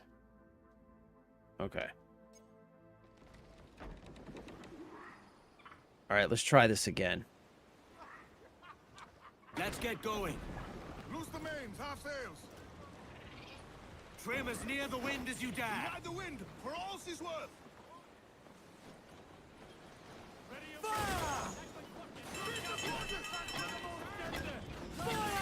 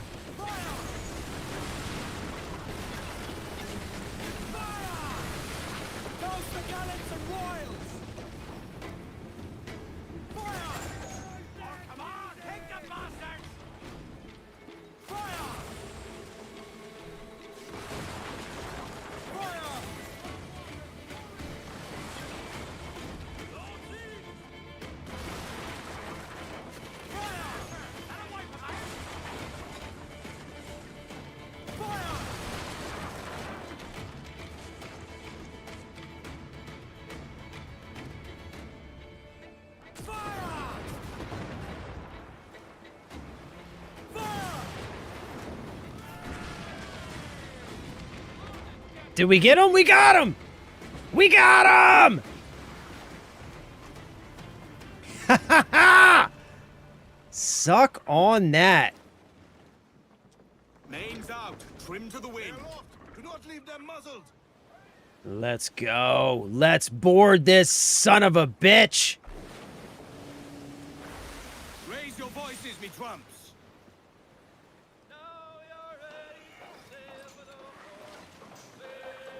Yeah!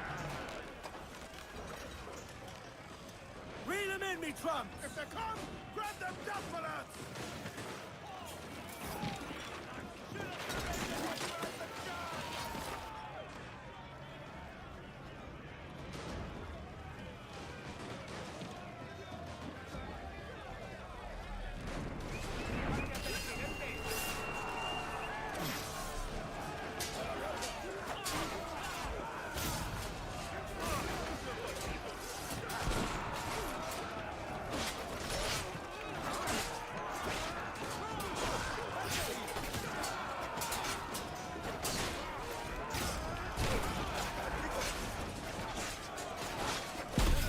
Not good enough. Not today, sir.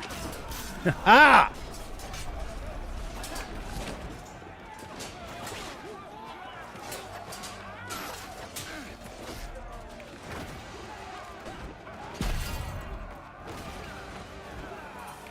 Huh?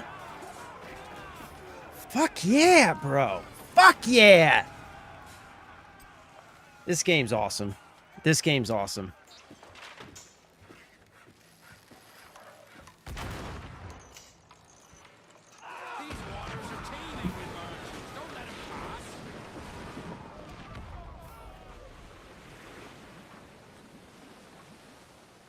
All right, so we got it. We got him.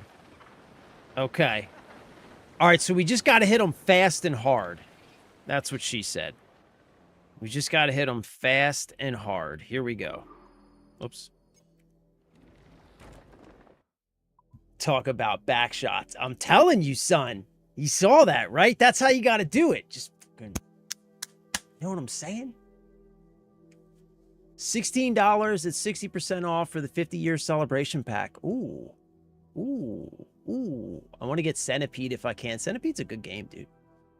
Also a tip for stronger ships. If you're down for some quick materials, you can pull up close by not attack range, can blockade paths, hop off ship, swim to it, and attack by yourself. Saves you ship damage plus shipmates. Ooh, okay. Okay, copy that. Copy that. All right, hold on. Let's check this. Is the Atari Publisher Sale on Steam?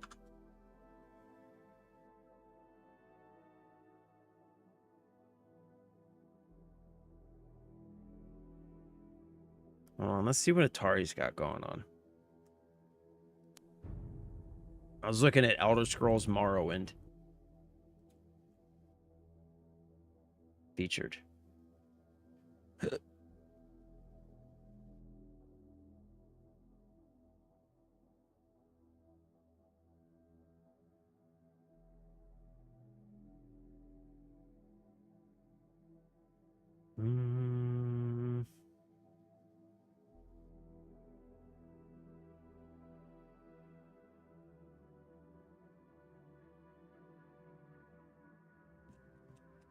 Atari?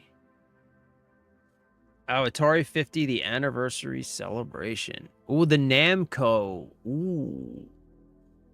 Namco. Namco, $5.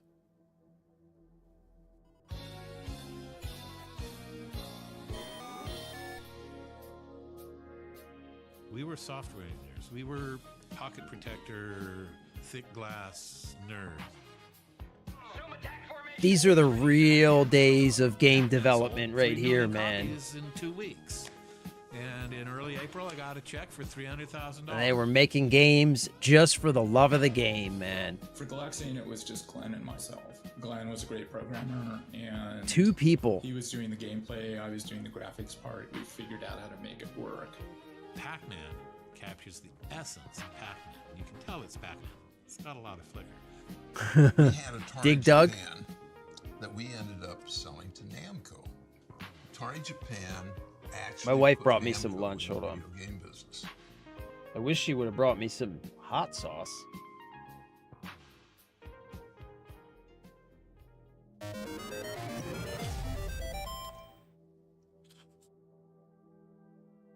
Sorry. Sorry. Let me just eat some of this while it's still hot. I wish she would have brought me some hot sauce, man.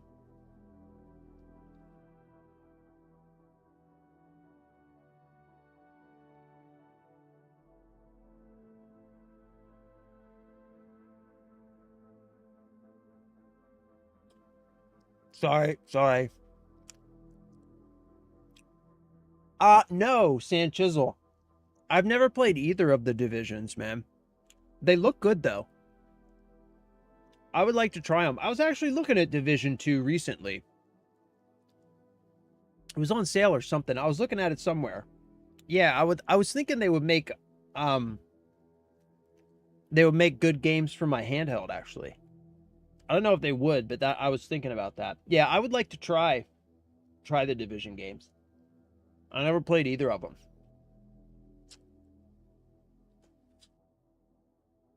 They're kind of like RPG like shooters, right? Isn't that kind of the deal with Division? Kind of like RPG-ish shooter games, like third-person RPG shooter games, right? Kind of like their deal. How are you liking it? Good so far? Oh, okay. Looter shooter. Extraction RPG. Okay. So like looter shooter, survive and extract, and you get to keep your loot type of deal?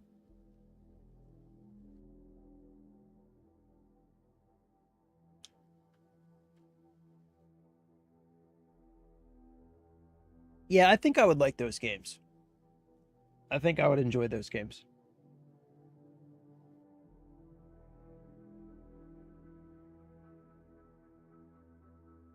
Sorry. It's chicken, so like I gotta eat it so I can clean off my hands and touch my controller again. I can't do both at the same time, unfortunately.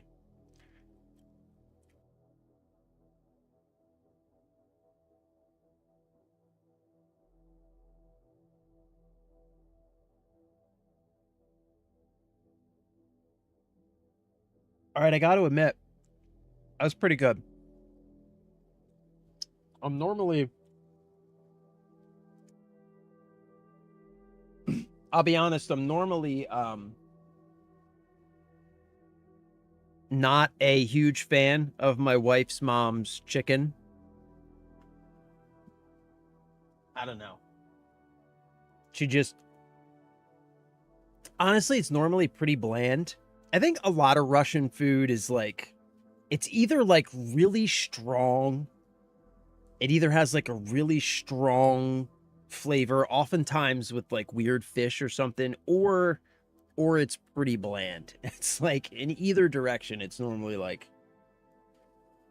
a very hit or miss. But this was actually pretty good. She did a good job with this. I think she's slowly learning to Americanize her cooking a little bit more. It's getting better. It is Spider. It is. It's definitely, her cooking is definitely a lot healthier. A lot healthier. Yeah. Yeah, big time. I definitely have to give her that. Yeah, it's you know, yeah. Yeah, pretty much. But I don't know, man. I need like a little bit of it, you know? I need a little bit of it. Just to be able to get it down. I'm just so used to it.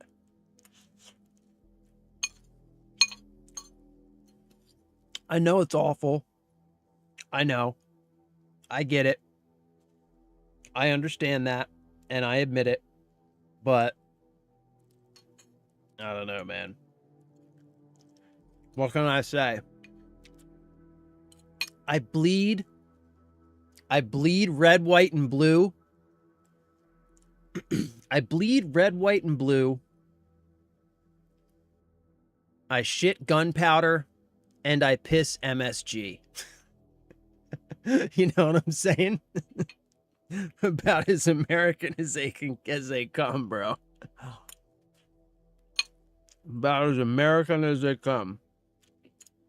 I sweat bullets, shit gunpowder, and piss MSG.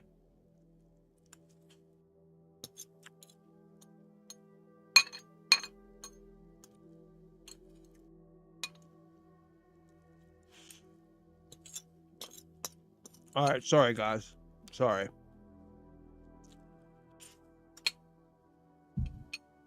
Okay, sorry. I needed to eat though. I think that's maybe why I was getting a bit of a headache actually. All right. All right. Let me get this chicken off my hands and I'm ready. I'm ready to go.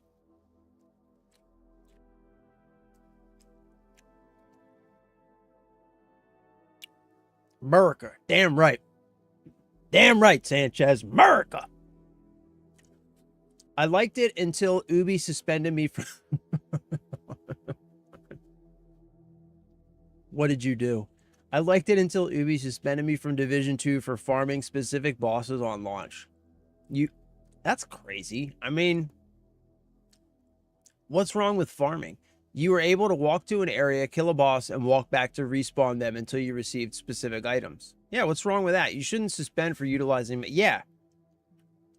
But allowed people who used basic cheat engine to duplicate items such as infinite healing to remain on... That's crazy. Yeah, that's crazy, dude. How are you going to ban... How are you going to ban somebody for just doing basic mechanics? Like, it's an online looter shooter. Like, farming is part of it. That's why people play those types of games. Like, that's crazy. I'm so used to Subway that I get stomach aches when I go to Cracker Barrel. That's crazy, bro. That's crazy, because Cracker Barrel's delicious. Cracker Barrel's delicious. Yeah, that's wild, dude. I agree with Sanchez. That is wild.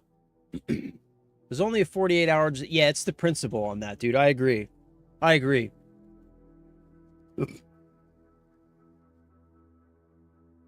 Oh, they're doing a Dead by Daylight crossover in Division?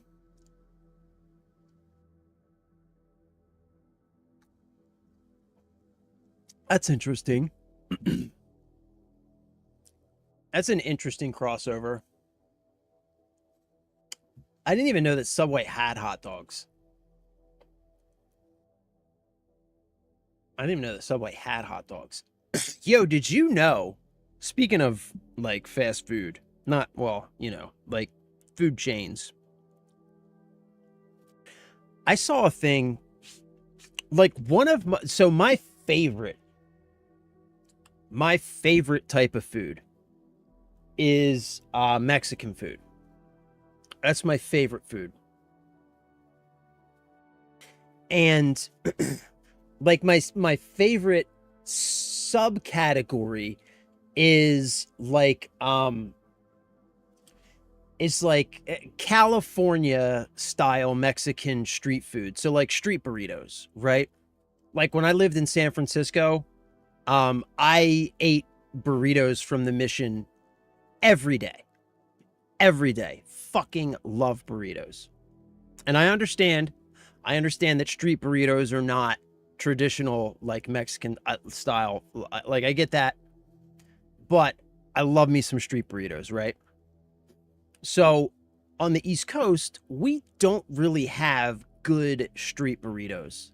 Like, we don't really have good... The closest thing we have is, like, Chipotle, which is fine. You know, like, if it's all you can get, it's all you can get. So I like Chipotle. I recently found out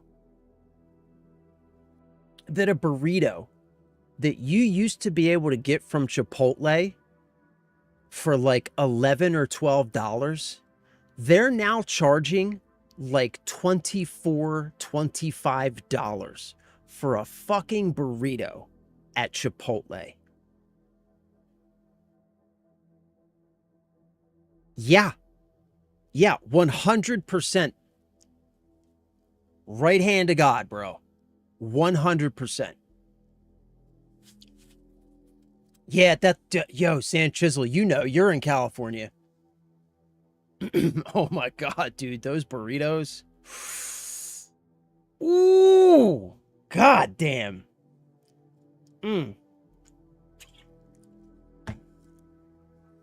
Carnitas with like just fucking everything. Everything. Oh my God.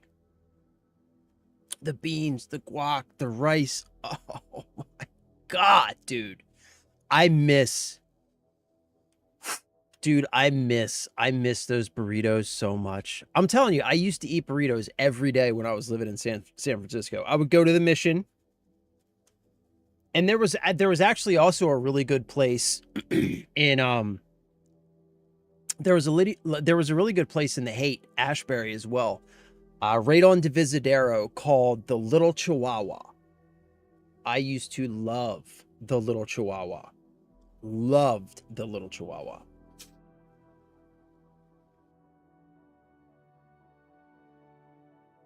They said it was exploiting a spawn mechanic, which how else do you target farm an item that... Yeah, that's the stupidest. That's crazy, dude. That's crazy. That's Ubisoft for you, bro. That's Ubisoft for you.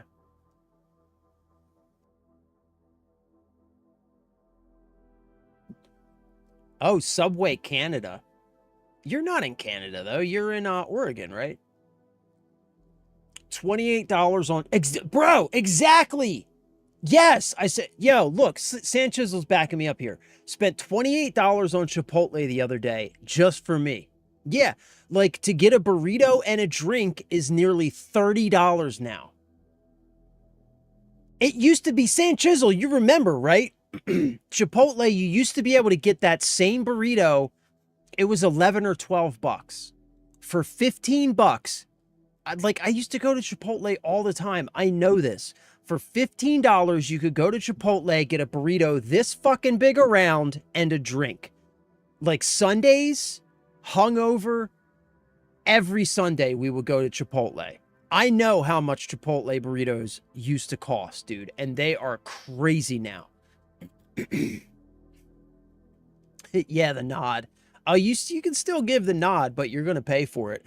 Subway said the sub dog taps into Canadians' love of classic comfort food while delivering something new. Maybe I'm mistaken by years of propaganda, but isn't that an American food? Yeah, I think it is, dude. Hot dogs. Yeah. It's like as American as it gets. It's not the same though, Spider, because to Dynamo Pro, I agree. I agree 100%. Best AC game. Not only best AC game, Dynamo, it's one of the most fun games I've played in a while. I'm having a blast with this game. Absolutely loving it, man. I never played the original, so this is my first time playing it. Yo, just sailing the ship around and attacking other ships, just being a pirate is one of the most fun things I've ever gotten to do in a video game. It's incredible. Let's have a song then. Loose and trim tight. Ride yeah, Spider, I'm pretty sure hot dogs are American though. Like only Americans are gonna come up with something as awful and as bad for your health as a hot dog. Excuse me, I got something in my throat. Oh shit.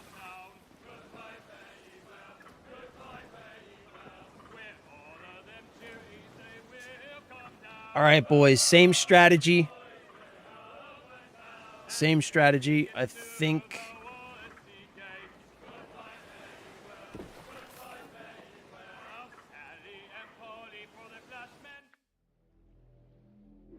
this is us right here, right?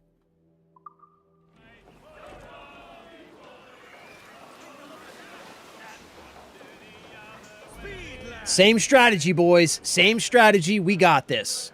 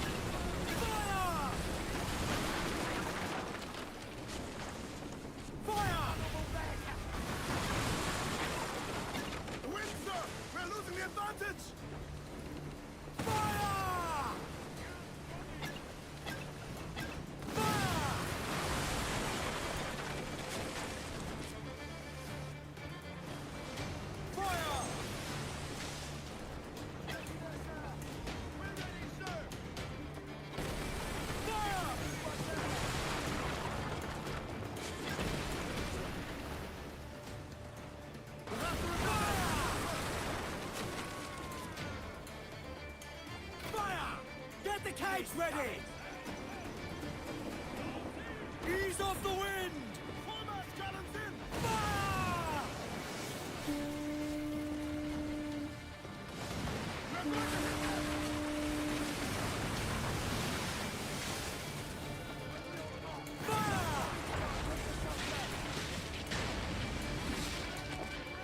Yeah! Suck on that! Fuckers.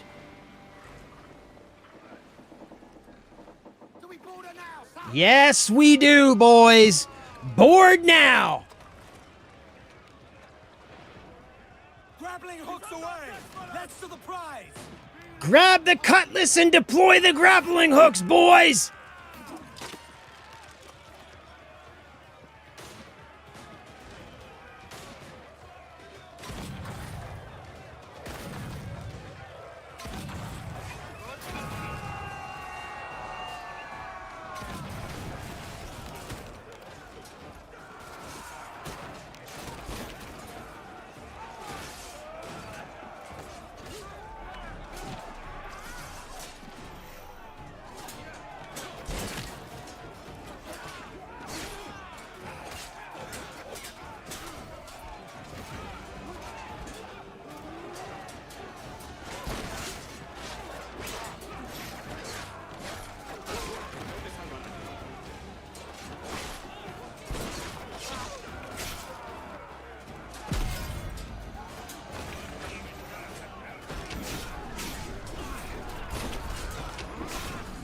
Not today, son.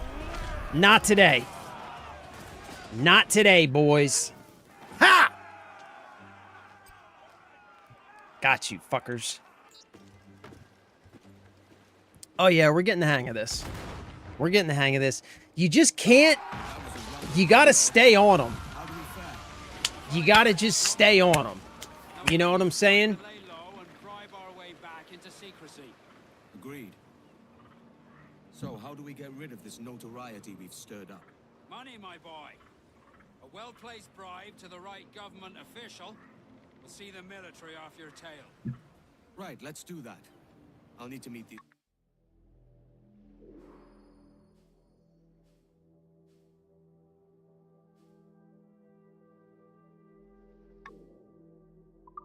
Samaritans at some point. Smart thinking. A hunter's caught your scent. There's a cannon in every gun port. I'd give her a wide berth if I were you. Oh, rogue wind, rogue wind. Give us a song, lads.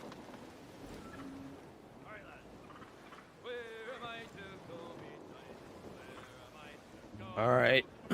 Shit, man, we need to get to port before these guys catch up with us.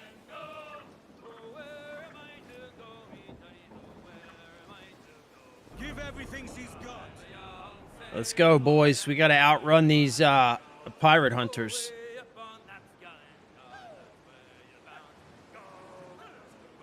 Oh, we got this.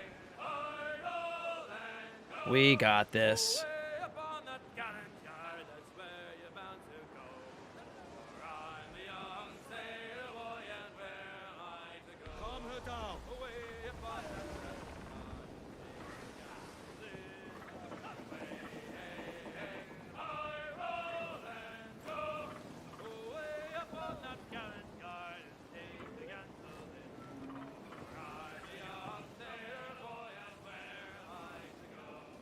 fast as you dare.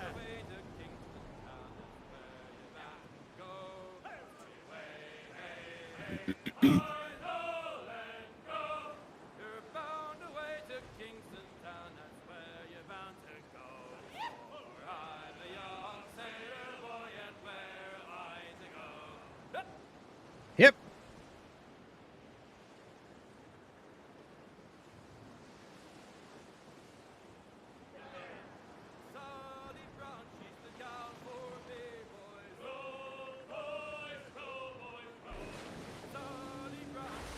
Wait, where the hell are we going, man? Why did I just do a circle? Oh, it's right there. Reef me, stouse topsail. Now, my trumps. I'm not haze you. Lovely on the floor, yeah, she's lovely down below, boys. She's lovely 'cause she loves me, that's all I want to know. Ship's moored, Captain. Not today, son. Not today. Well, that's enough for now. Oh, no. And they're skimping on the ingredients. Yeah, bro. Remember they were like, they used to be this big around and like 11 or 12 bucks. 15 bucks would get you a like a 6-inch diameter burrito and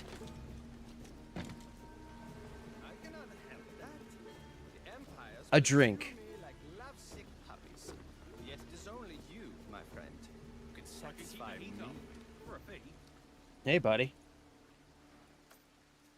Right, now let me work my magic. All right, fella. Thanks. Appreciate it. Aye. And what would such business do for me? Tell me, what does your heart desire? Companions to scale the heights of pleasure? Gold enough to rule your own empire? Or cannons enough to make even galleons fear you? The gold will do. Ah, a man after my own heart. Who's this He guy? who has the gold can exchange it for any object he desires. I can provide gold and something more. Opportunity. We will talk again, Captain. Well, you're just you're an extravagant looking fellow, aren't you? It's quite the hat you have there. Now, will you replace those rotten cannons, or shall I fish out some rusted flintlocks for you too? Yeah, I'm on it. I'm on it. What might you be requiring? I need to upgrade my cannons, bub. There we go. Broadside cannons. Increases the number of broadside cannons used during combat. Yes, sir. Please and thank you. Okay.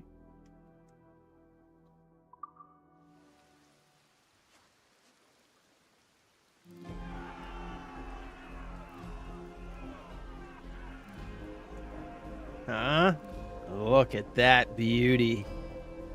Look at that beauty, the jackdaw. Damn.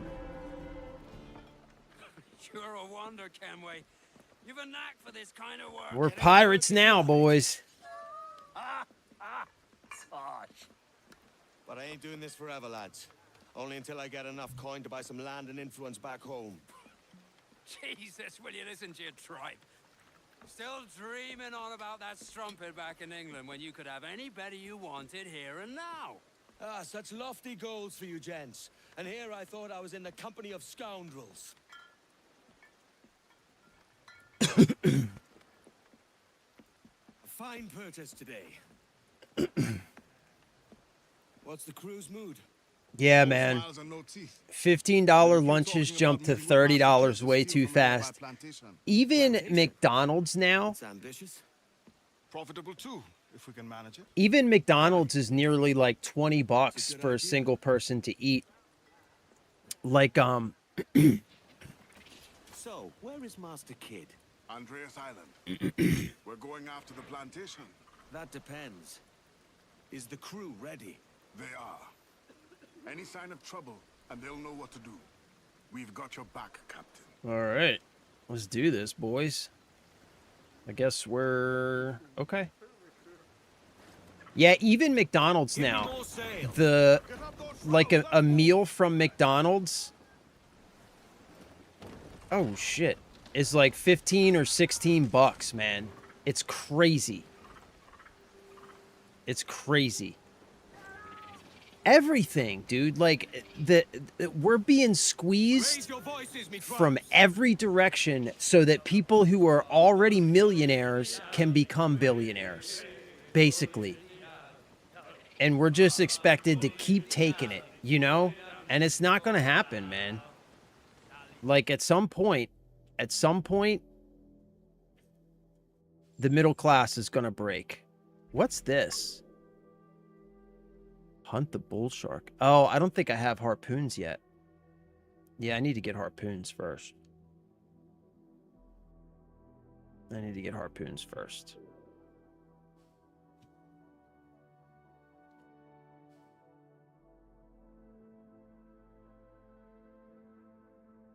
Just got to the point in this game from what made me quit in the original release. The farming island to island for materials. Oh yeah, we haven't got there yet. But it's strangely more bearable in Resync. I just had an argument with a coworker that burgers were more traditional for 4th than ribs. Yeah, 100%. 100%. Burgers are way more traditional. Burgers and hot dogs are like the traditional 4th of July food. Ribs are good. Like ribs are a good 4th of July food, but burgers and hot dogs are like the default. You know, like you can have ribs. But you should have burgers and hot dogs as well. I haven't tried Sea of Thieves yet, Spider. How much squeeze do you have left in you? Personally, I'm dry, dude. Personally, I'm dry. I got nothing left, bro. I've got nothing left, man. More sail. We need to bunch. Man your sheets.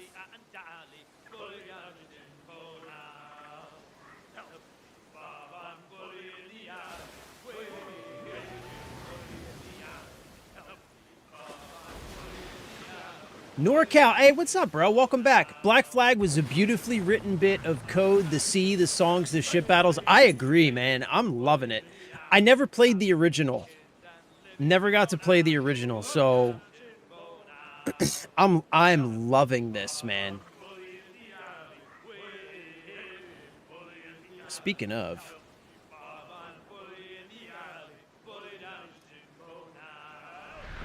whoa, whoa, whoa, whoa, whoa, whoa, whoa. Hey now. Ooh.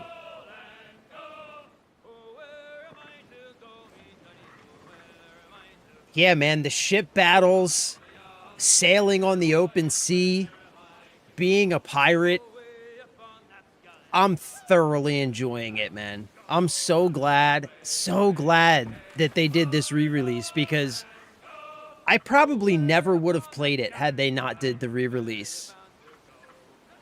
And I'm really grateful that I'm getting the chance to play it now because I am having just genuine fun with this, man. I'm really enjoying it.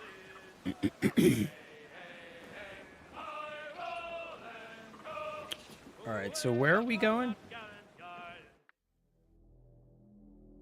Oh, we gotta go. All right, so we're gonna go past this next island and bang a hard left.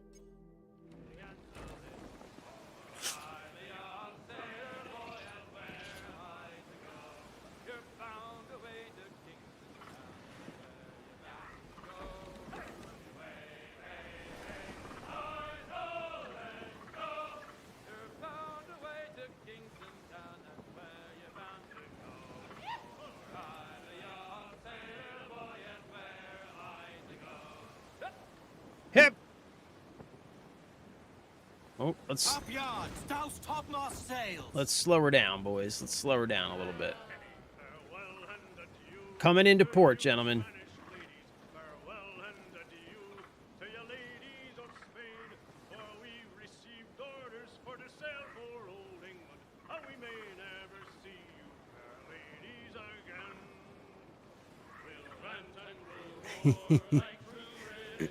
I feel like I would have been a good pirate.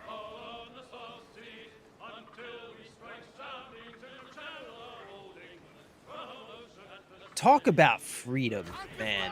Be still, lads. We don't know what freedom is anymore. We don't even know what the word means. They like to pretend that, like, we're free. We are not free. These men were free. These men were free. This is freedom right here. We are bound up in constant bureaucracy, laws, rules, regulations. From the moment we wake up to the moment we go to bed every night, the government, its rules, regulations, and bureaucracy runs every second of our lives. These men were free. Andrea's Island. Viewpoints, tavern, chests, secrets. All right, let's explore a little bit.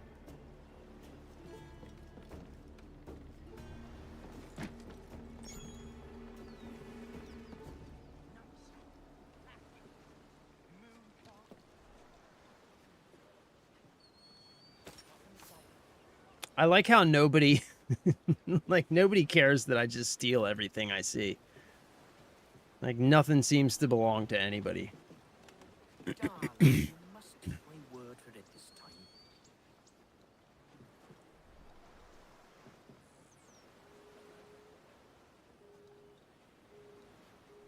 Have you business to contract with me? The comments on McDonald's brings me back a few years when they had the dollar menu. Yep, with 2 burgers and whatnot. During that same time in the New York Financial District had a McDonald's with the exact menu, but was a $5 menu before it was ever a thing. Damn. Yeah, I remember when I first moved to San Francisco. I remember, like, one of the first conversations I had was I was called back home and I was talking to, like, my dad.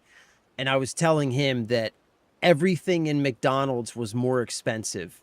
Just everything. Like the whole the whole menu was more expensive, which is crazy, but yeah, now but I've found the best thing that you can get from McDonald's now is they have a $6 meal. It's a double cheeseburger, a small fry, 4 McNuggets, and a small drink, and it's $6. And usually I get it and I don't finish the nuggets. I give the nuggets to my wife. So it's just a McDouble, a small fries, and the drink is normally what I eat. $6. It's the best thing you can get at McDonald's. Spend as much as you can on bolo shot and ramming. Chain shot, not bolo. I think there's partners and such. Explore Panthers and such. Explore carefully. Copy that. Copy that. Later on, when the $5 menu launched, that same McDonald's had a $12 menu. Isn't that crazy, man? Isn't that crazy? So wait, you said chain shot? Weapons. Round and heated shot. Heavy shot. Bow chasers. Increased damage by front cannons. Barrel launcher. Mortar. Swivel guns. Diving bell. Ooh, that's cool. I gotta level up the ship, I guess, though. I can't actually get any of this stuff yet. Ram. Okay. The ram allows the jackdaw to deal damage by charging and colliding with enemy ships. Oh, I guess I'm just doing damage to myself when I was ramming those ships earlier. Front cannons. Oh, hell yeah. We're gonna need that. Broadside cannons. Yeah, I can't actually get any of this stuff yet. Yeah, we're gonna need to get harpoons so we can hunt that shark.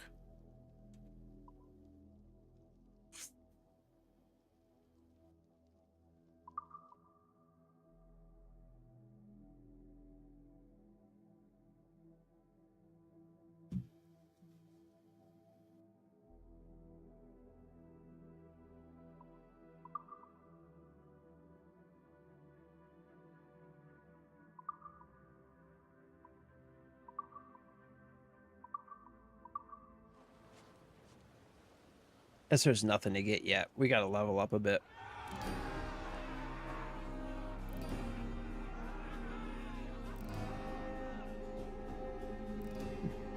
It's a hell of a ship, though, man. The Jackdaw.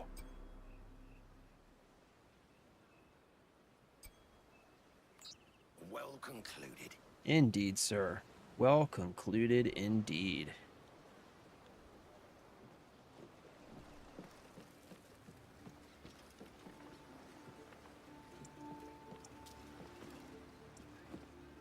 Oh, what's that?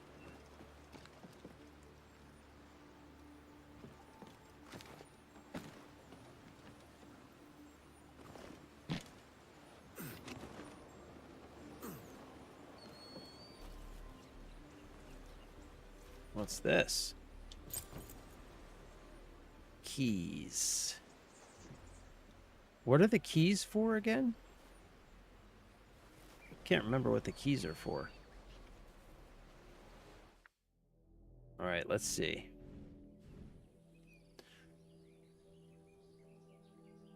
All right, we got a treasure chest right here. Ooh, treasure chest must be in this house.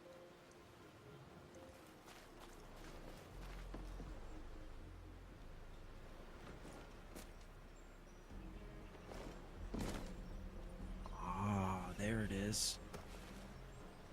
Okay, how do I get in there?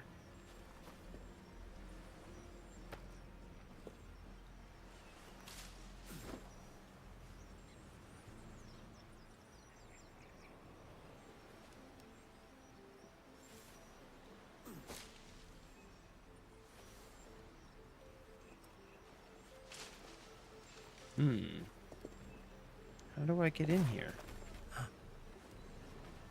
Oh, wait a minute. Wait a minute.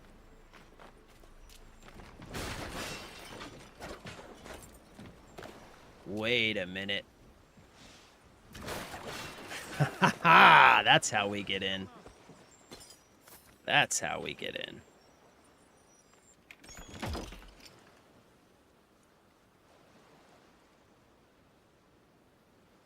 What'd we get? Aberdeen Bestiary Phoenix Detail. Okay. I don't know what that is.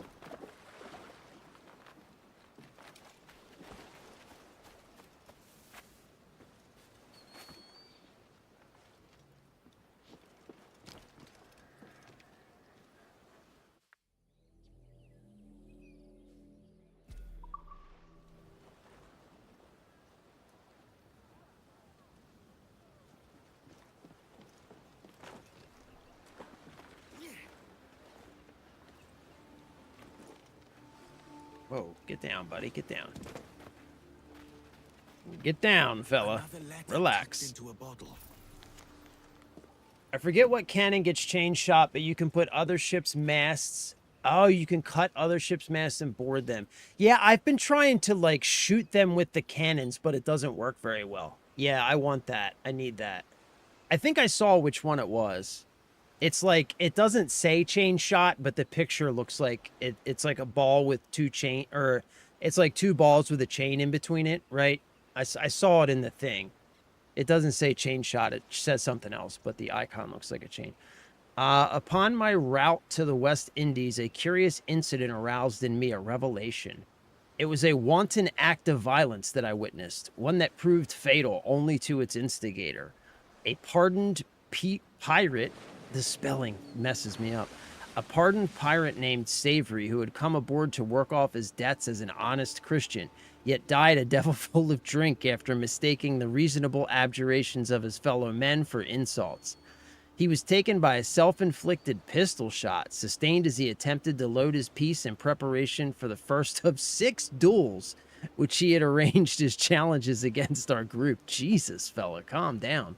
All of us were sad for his misfortune, but none were sorry that our crew grew quieter in his absence.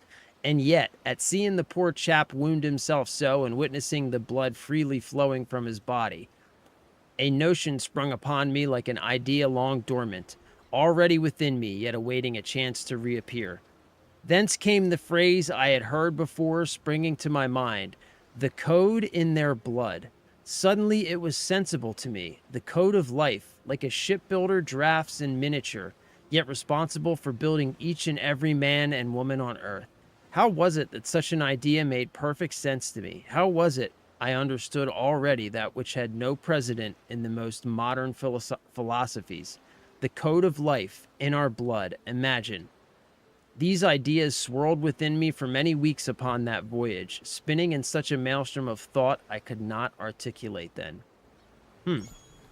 It's like DNA, I think, right?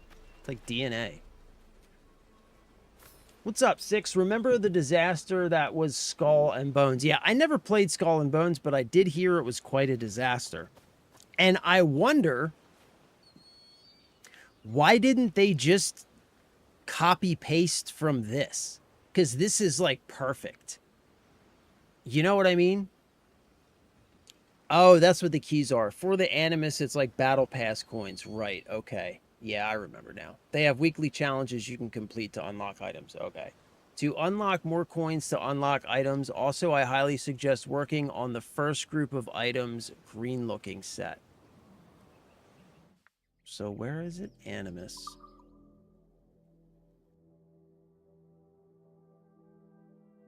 Animus.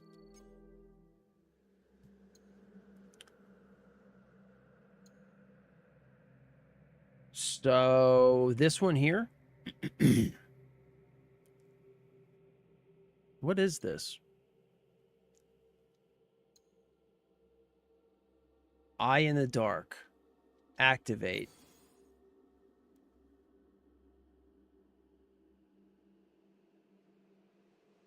New data fragments will now contribute to the eye in the dark. Progression in previous projects will not be lost. Okay. So what's this? What do you get?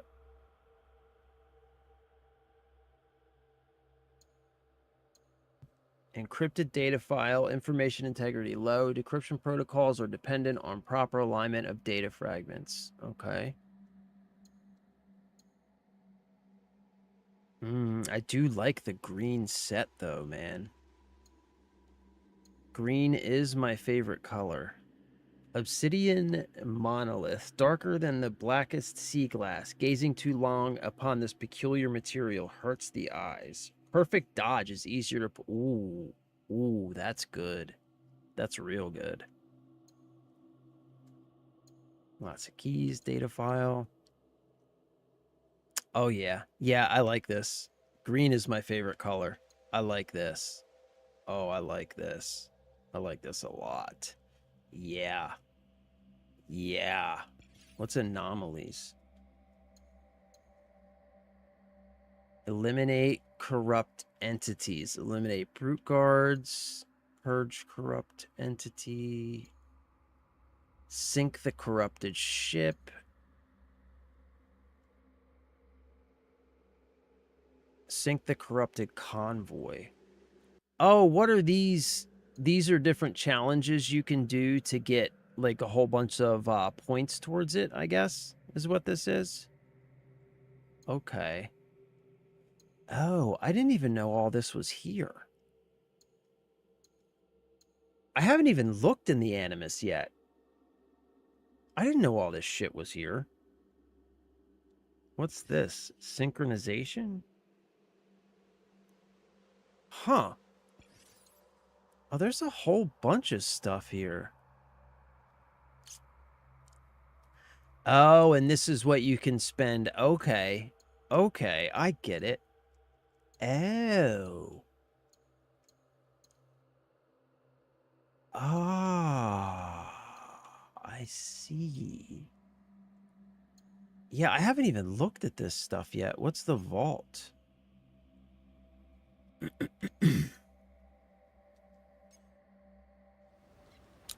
All right, that's cool. All right, cool. That's pretty cool. So I got to figure out what those challenges are. They're like battle pass progression tiers similar to COD. You're working towards unlocking. The pistol has chain shot. Oh, okay. And the earrings gives you perfect dodge. Yeah, that looks really good. Anomalies equals the weekly reset challenges. Oh, those reset every week. Okay. Okay. Right, okay. So complete the challenges, get like 5 to 1,000 points instead of finding 30 points at a time randomly. I'll copy that. Okay, yeah. Yeah, that makes sense. That makes sense. Okay. So you just got to figure out like what the challenges are and where they are, right?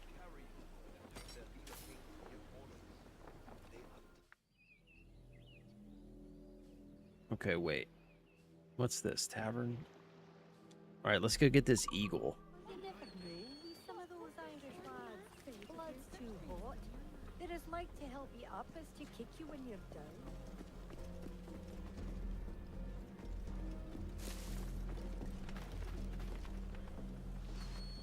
I see it. I see it.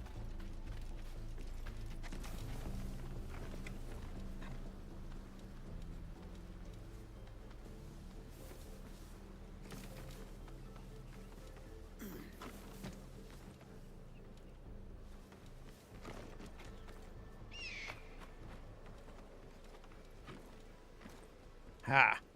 Gotcha.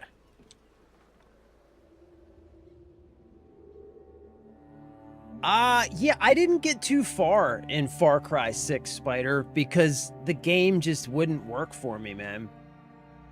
So I made it like... I don't even know, man. It wasn't very far. It wasn't very far. I got like a couple hours in, and like I kept getting issues like...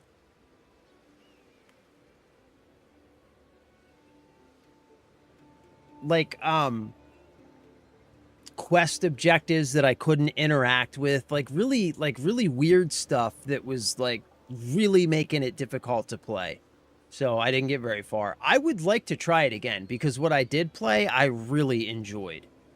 I did really enjoy what I got to play of it.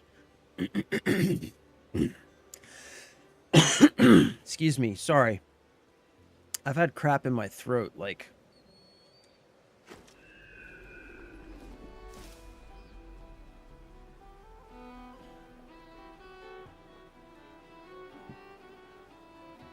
Damn, man, I can't believe it's already 2:11. We've hardly got to play at all.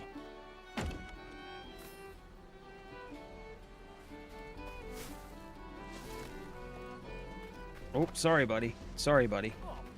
Sorry, fella. I didn't do it on purpose, man. It's hard to control this guy. He's really fast, okay? Give me a break. Okay. What? I'm still missing stuff on this island, right? Yeah. See? I knew it. I knew it. Let's go get this. Underwater chest.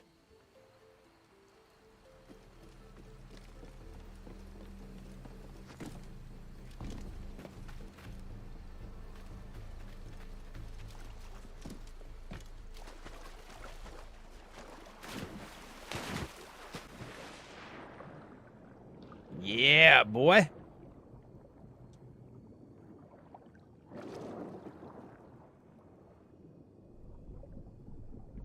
Uh-huh. Uh-huh. Thank you very much. Do not mind if I do. Wait, I thought that was 2 of 2. That's the second chest I got on this island.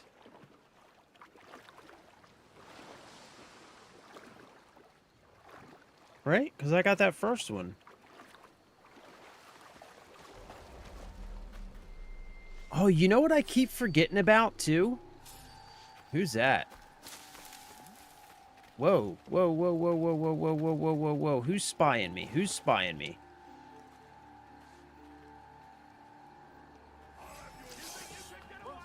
Okay. Alright, I guess we can do this.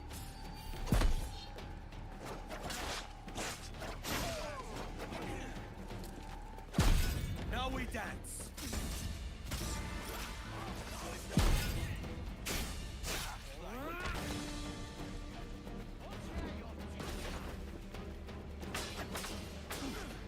Oh, shit.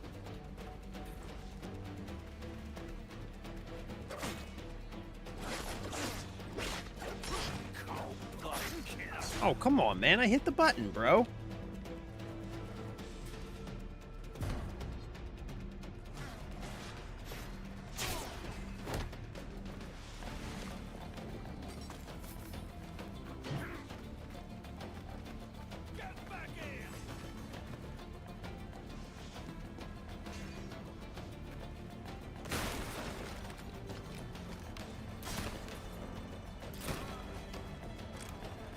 The fuck away from me, son! Okay. where are all these dudes coming from?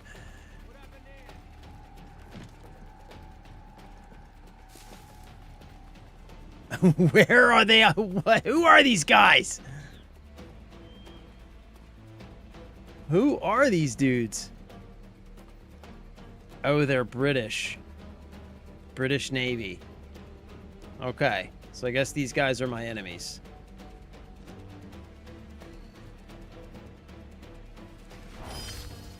Sorry, fella. You should have stayed put. You should have stayed put, guy. I'm sorry, but you should have stayed where you were. I need to find some heals, man. Might have left something behind.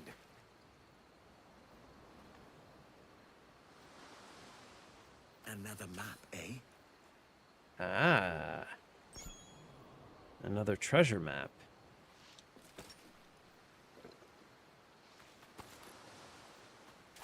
Okay. Can I make heals in the Yeah, I gotta figure out where these treasure islands are. Oh, okay. It's at 586, 811. Okay. Okay, I get it. I get it. And this one's at 719, 607. Okay, I get it. I get it. That's how you find them. All right, can I make heals from my inventory?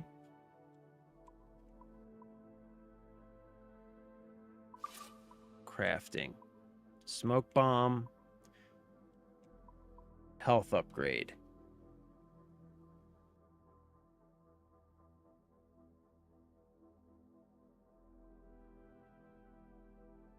No. Okay, where do I need to find some heals, because I'm all out of heals.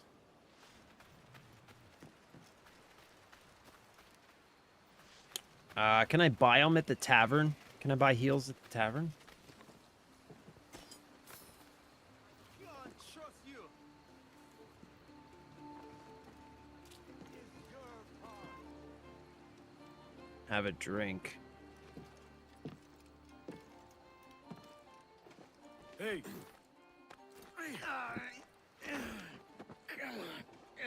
Mind your business, son.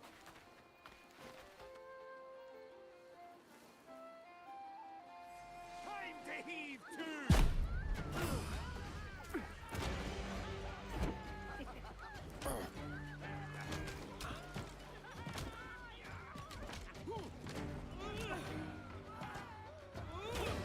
You're outmatched, mate.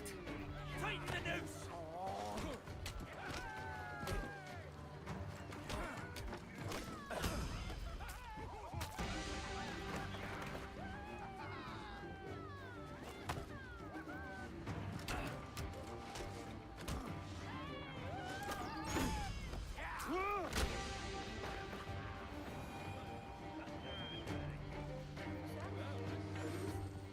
Oh no. Ah, he de pedir ayuda.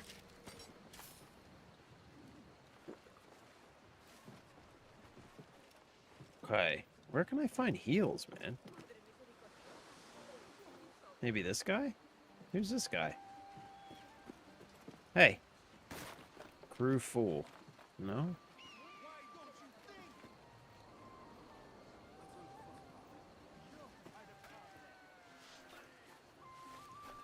Huh. So you just find them randomly. Okay.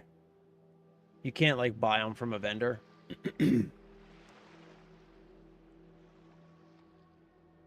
By the way, don't know if you know about the Eagle Vision. No. R3 to enter and hold left trigger to look around and mark things like hidden chests and groups of enemies. What?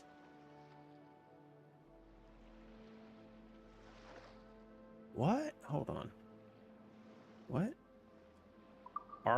Wait. R3.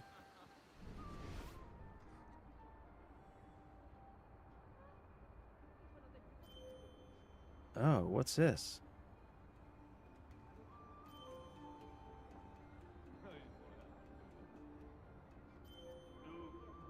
Huh. What?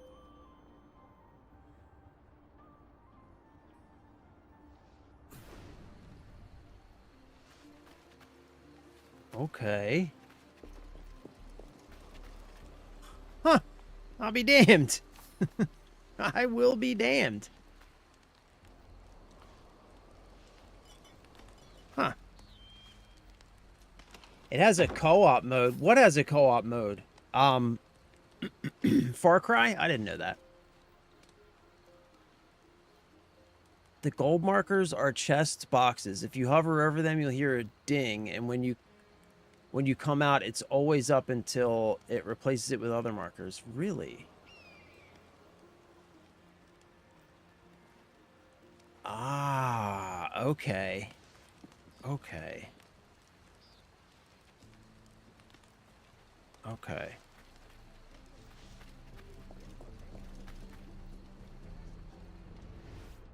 Alright, so those are way over there. Oh, what's this?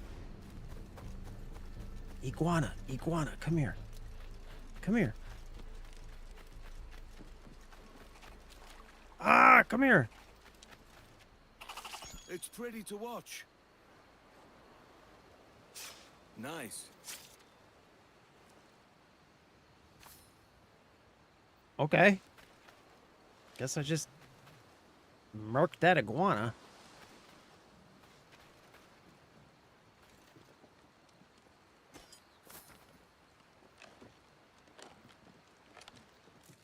Yeah, I'm finding like all kinds of drinks and food and stuff, but not any.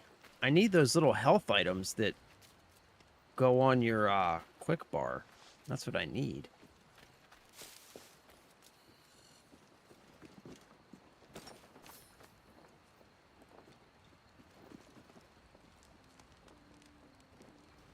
Wow, yeah, that's that is super useful, dude. That is super fucking useful. Jesus.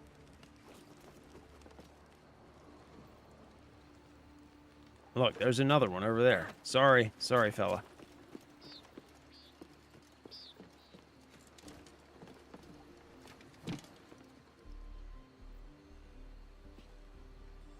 Yeah, that's super useful. Damn.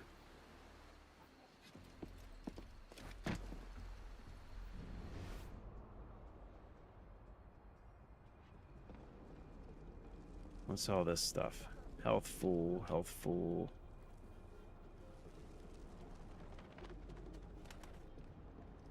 Health full. Okay.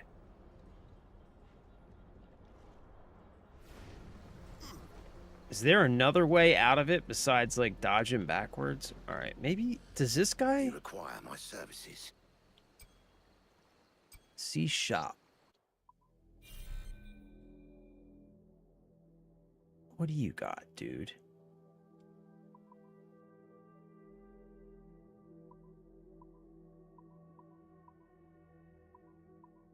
Okay, so this is all ship stuff.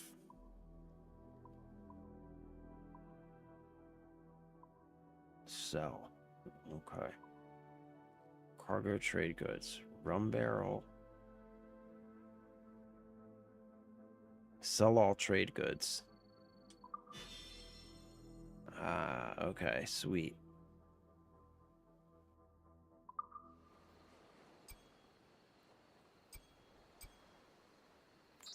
Well concluded.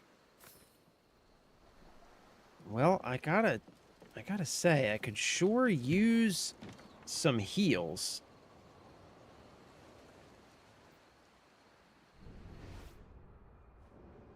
But I don't seem to be finding any. Just food.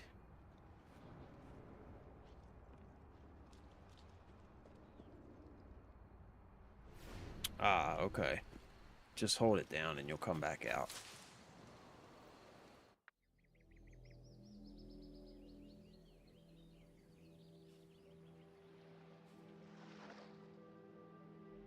Rowboat.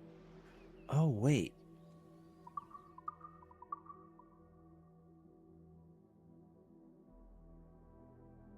Database maps. Salt Lagoon, 719, 586. That's close to where I am, right?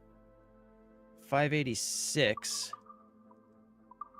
And I am at 543, 540. Ooh, it's like right over. It's over here. Okay. So that's where that island is. Okay. All right. Okay. I'm starting to get it. I'm starting to get it. Okay. All right, I got it. I got it.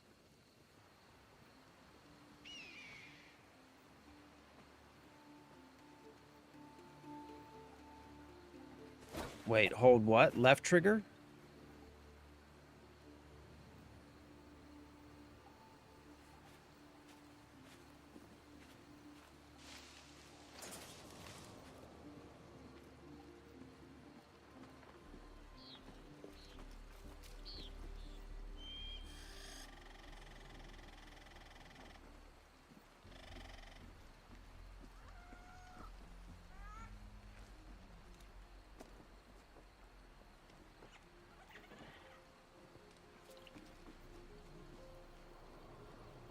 Iguanas are used for pistol holster and hit point pack craft upgrades. Okay.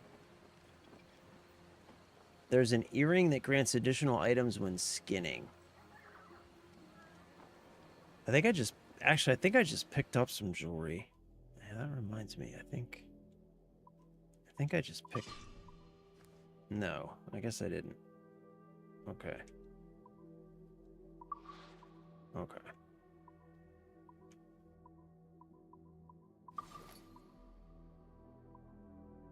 Cloth, wood, bone, iguana leather. Curious schematic. Schematic containing a diagram of the armillary sphere up the... Oh, right. Okay, I know what that... I know what that stuff is. Oh, there's the maps. Okay. That's a quick way to get to the maps. Okay.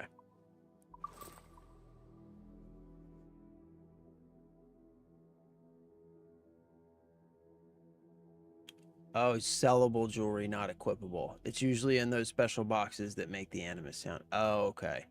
Okay, I gotcha.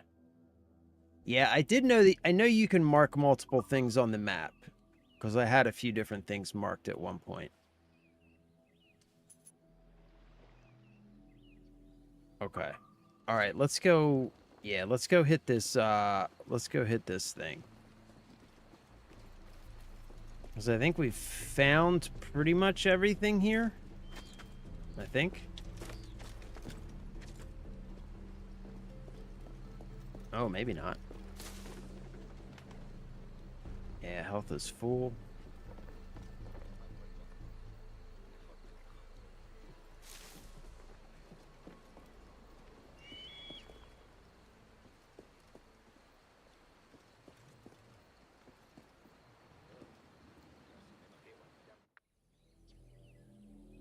Okay.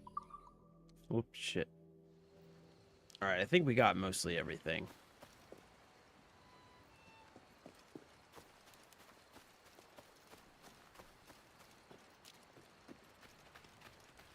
What's this? Wait. Okay.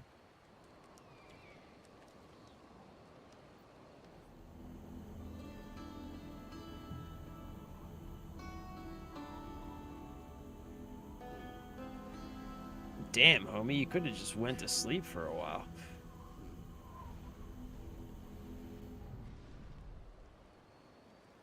Why, look. It's the bastard son of the late William Kidd. Oh, Still a mere boy snap. yet. 10 times the demon his father was. Fancy seeing you here, Kenway. Still looking sleek and mean. Did you steal that costume from a dandy in Havana? No, sir. I found this on a corpse. One that was walking about and talking shite to my face only moments before. Huh. So, what's this I hear about a planned raid on a plantation? Not keeping secrets from me, are you? Not very well.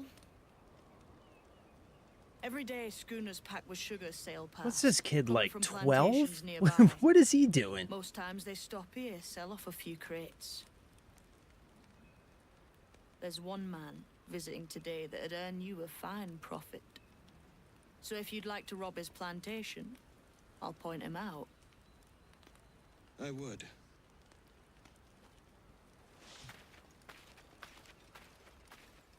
What is this kid, like 12? He's fucking pirate? This. It's deadly up close and from afar. Ooh, what's this? I like this kid. More rope. Easy purchase for any sailor. This way. Follow that man, and he'll lead you straight to your prize. Is it a Mr. Beckford that owns this plantation? That's the man. He owns dozens round these islands, and he's bloody rich. Just the sort I like to see robbed. And he knows it. The Beckfords have their own army, courtesy of the crown. Good. I'm only after the fattest prizes. His agent's inspecting the sugar crates. Try not to scare him off.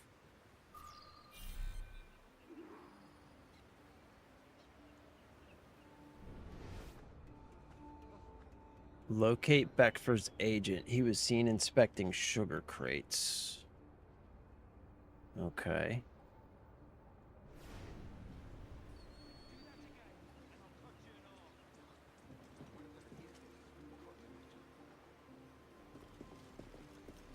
Where are the sugar crates?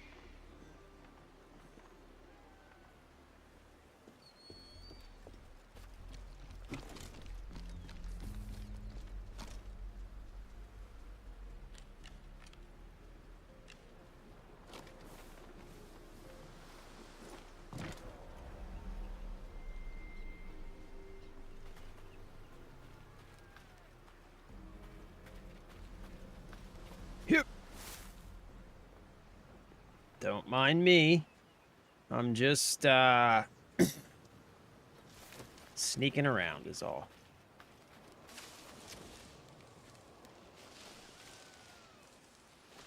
These are the sugar crates, right?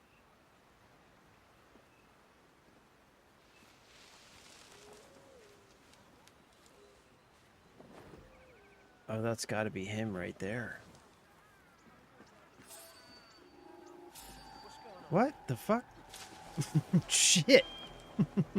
The fuck? What? Come on over here, son. Yep, come on.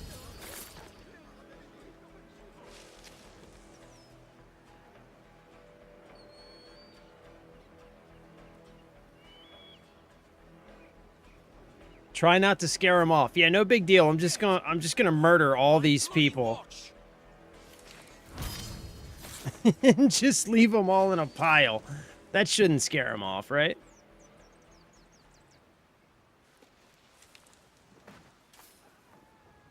Okay. This has got to be him, right? This has got to be the guy I'm looking for? Is this the guy I'm looking for? What the hell are we doing? What are we... Ah, I see him. There he is. Okay. That's Beckford's man. To me. We've done with this place. Aye, sir. What's our course? We'll return to the plantation and take stock of our inventory. It was a good harvest this year. You might not talk so loud, sir. This isn't anything like a friendly port, Ken. Nonsense, man. I had a delightful conversation with a chap just now. We came to quite an understanding. As you say, sir.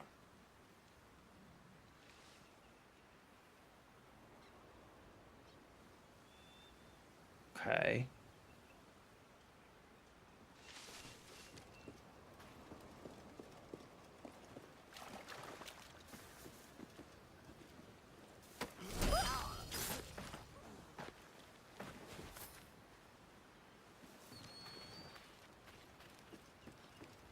even so, sir, there's always one or two rascals about.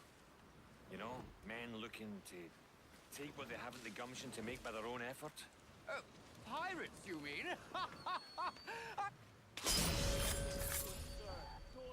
Guards! Guards! Stop him! Blast. He could have something useful on him.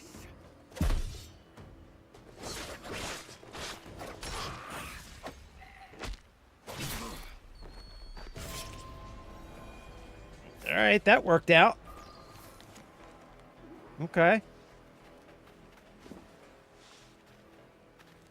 All right. Back in the shadows. Well, shit, that worked out. I, Thomas Cecil, hereby report that the following is a true manifest of all the goods, wares, and merchandise of the marks. Numbers and contents of each package on board the Endeavor, which cargo was received at the trading post of Andreas Island, from whence the craft sailed for the plantation of Cat Island. Jeez, that's like the longest possible way you could say that. Sugar, 110 barrels. Molasses, 25 barrels. Tobacco, 15 barrels. That's a nice little score. Beckford's man was headed for Cat Island. All right, we got a couple remedies. That's good. So now we got to go back to our ship.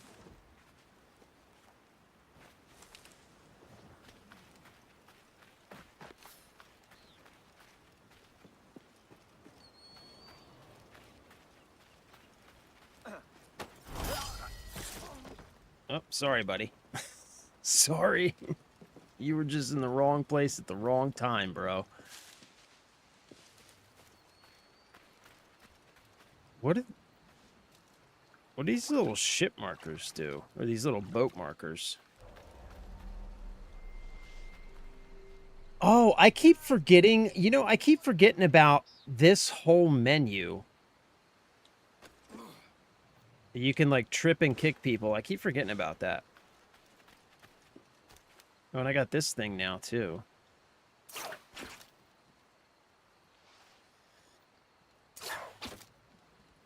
Okay.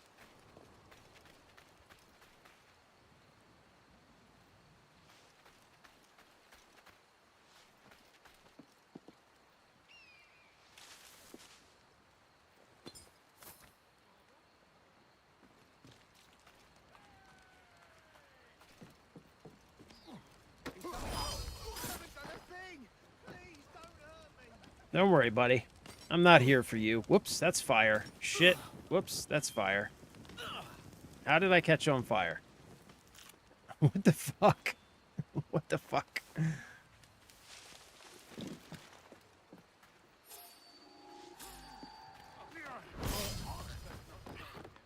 Man, you guys just keep finding yourselves in the wrong place at the wrong time. Y'all need to just leave me alone. That's what's best for your health. Just leave me alone.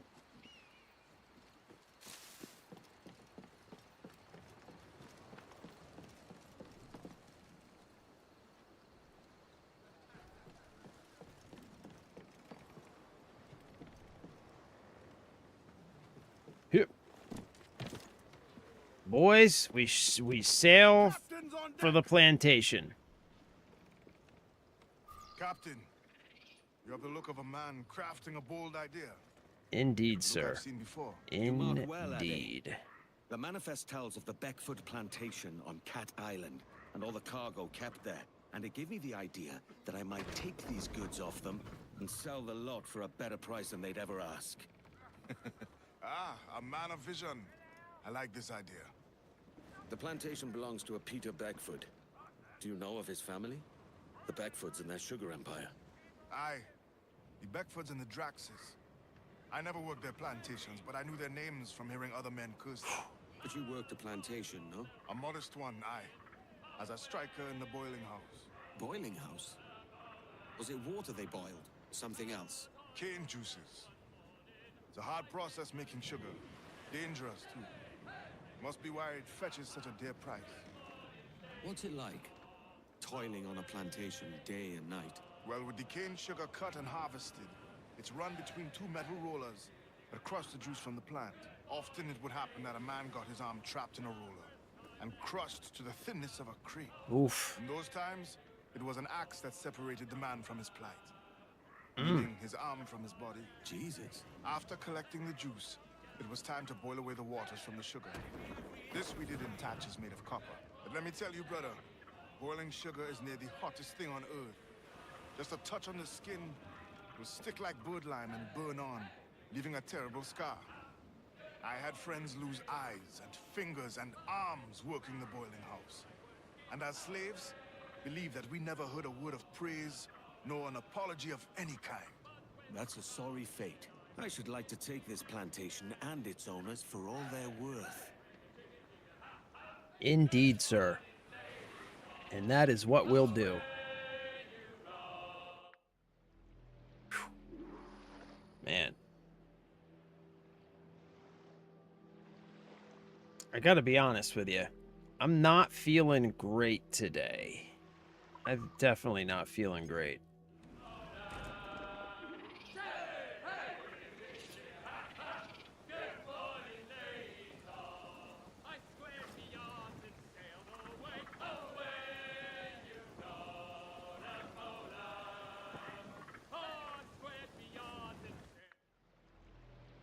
Okay, what's this? 621.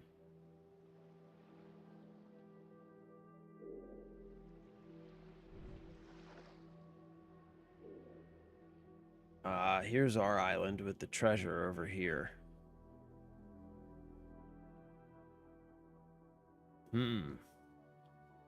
Maybe we should go get that treasure.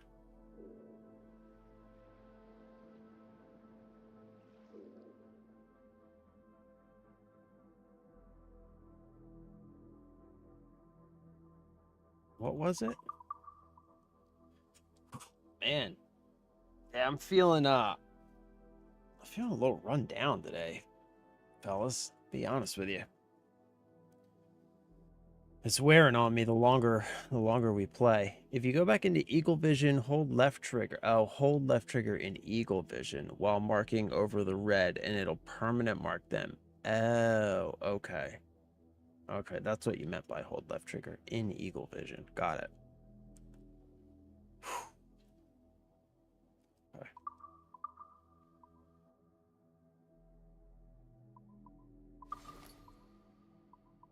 All right, let's look at our maps.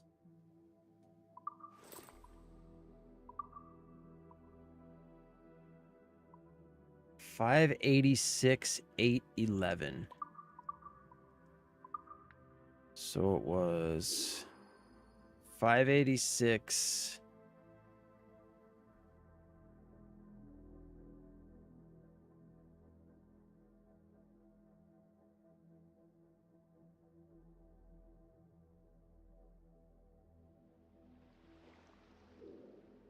Ah. 586, 684.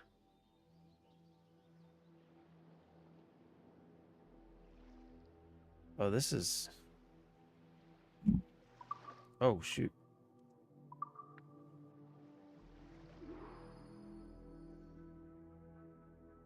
Oh, it's all the way up here, 811.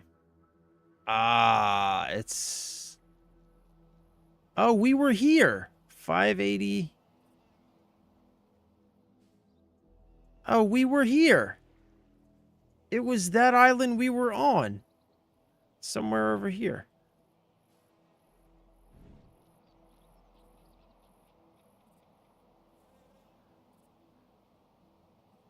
Oh, it's right over... We were on this island. Son of a bitch.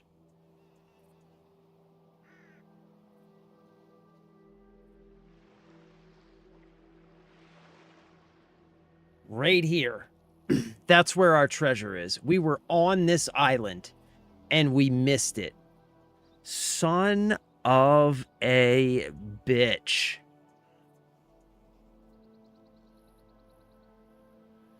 Son of a bitch. We were right there. I will be damned. I'll be damned. All right.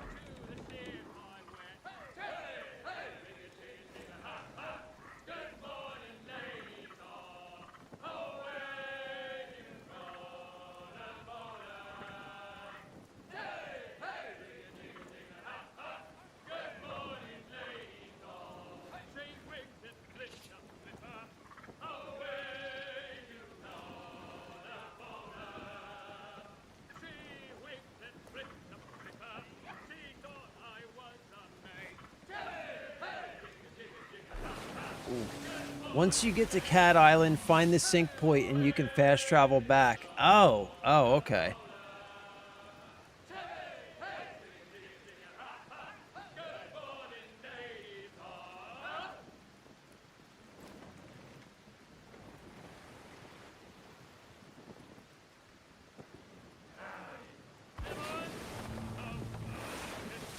All up the captain. That's Cat Island.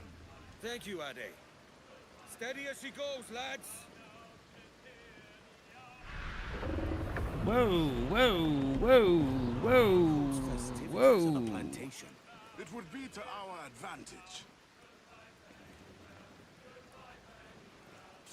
Got some strong winds here, boys. I'm going to try and hold her steady.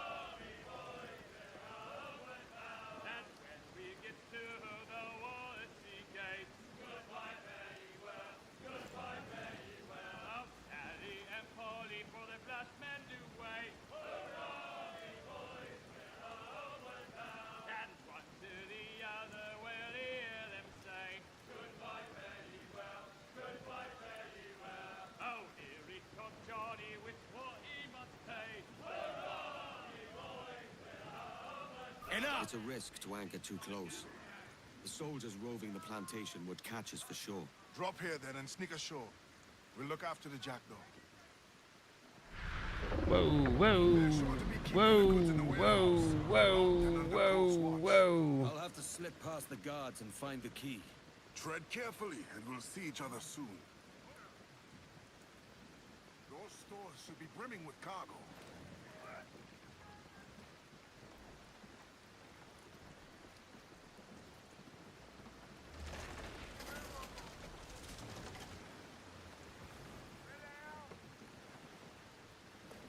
Anchor away!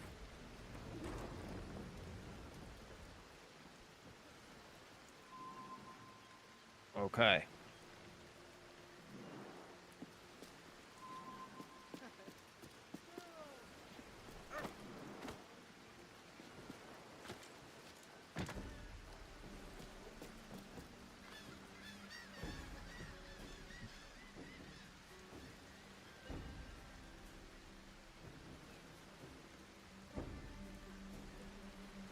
This game must hate me. Anytime I transition from island to island, I'm hit with water tornadoes and thunderstorms with massive waves. It's not fair. Yeah, bro. It does hate you. I've had fairly decent weather so far. A little bit of wind, but, you know. Nothing we can't manage. Alright. So this is all hostile territory, right? Okay, what's this? Warehouse. Okay. This is all hostile territory. So we got to be careful.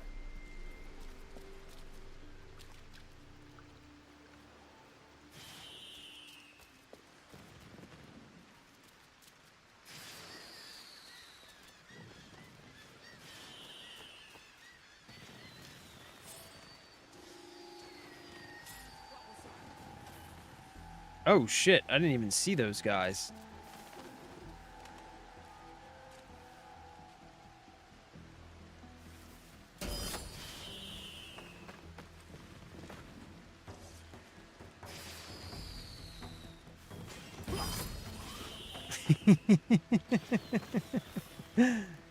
Dummies. Okay. Like I said, all hostile territory.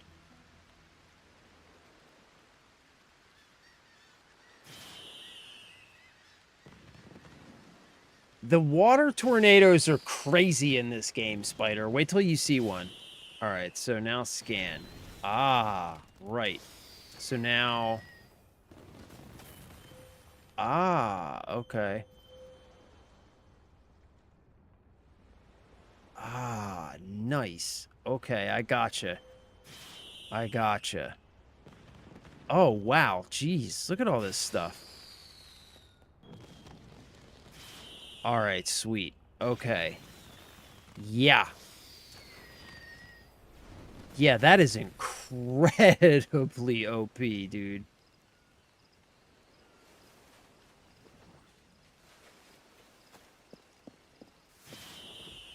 All right, I gotta sneak up on this dude.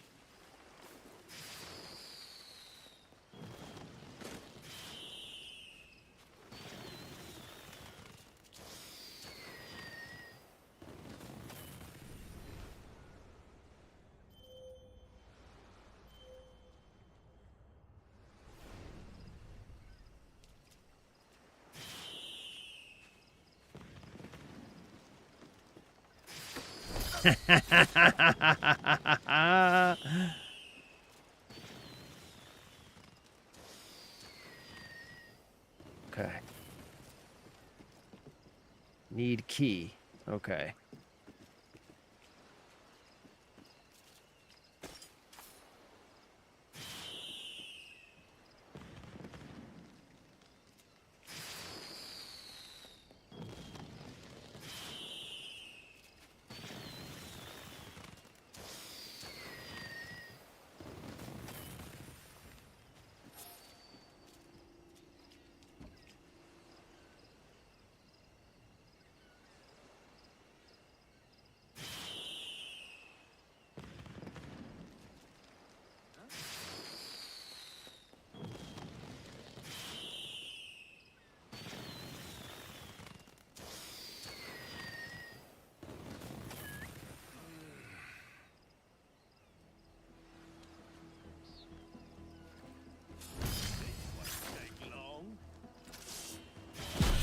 Got you!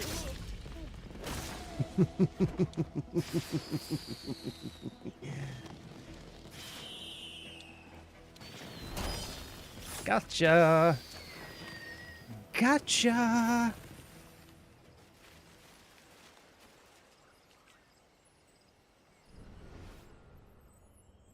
Man, these dudes are everywhere. Jeez. Ooh, watch this guy.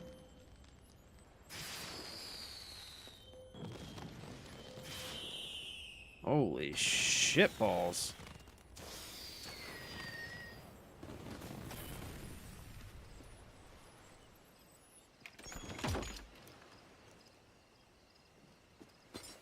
Okay, can I disable this? Yes.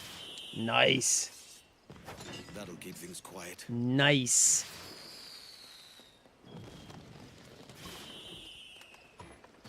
Oh yeah, I totally forgot about those things. Find the warehouse key. Okay, where is the warehouse key?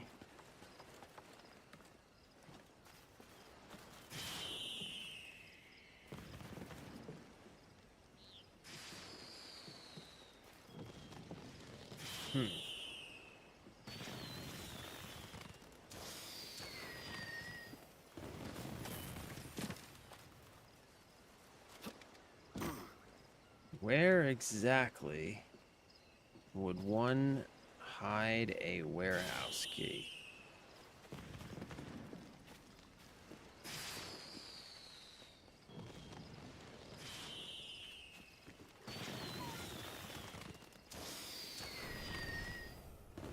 Ooh.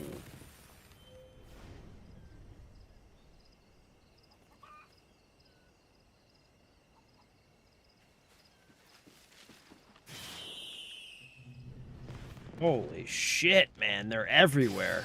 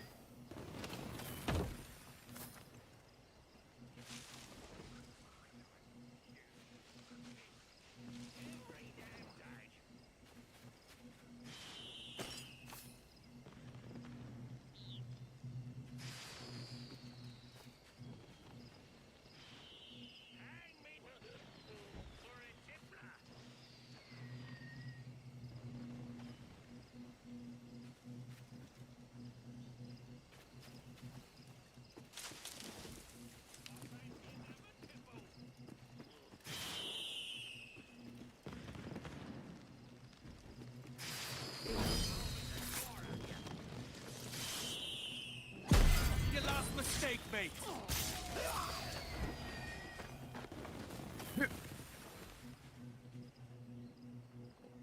Okay.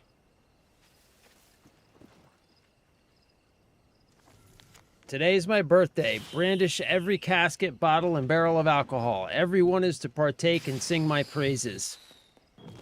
To ensure that this do goes splendidly, I will take charge of the stores and require its key. My father will be most grateful at your swift fulfillment of my commands, Emerson Beckford. Okay, so he has the key. The Beckford brat should have the key. Okay.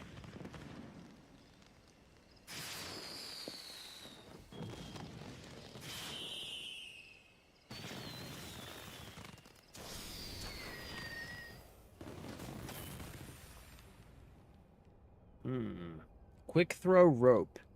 Counter ranged attacks with rope dart quick throw. Right trigger plus B. Rope dart quick throw. Okay.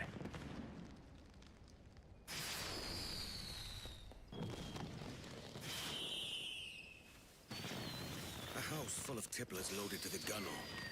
Which one's Beckford?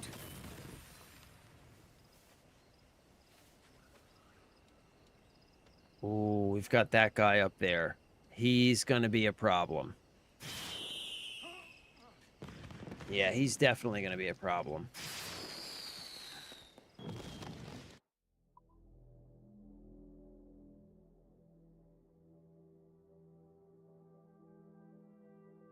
Yeah, the Eagle Eye is like super OP, bro. You're absolutely right about that.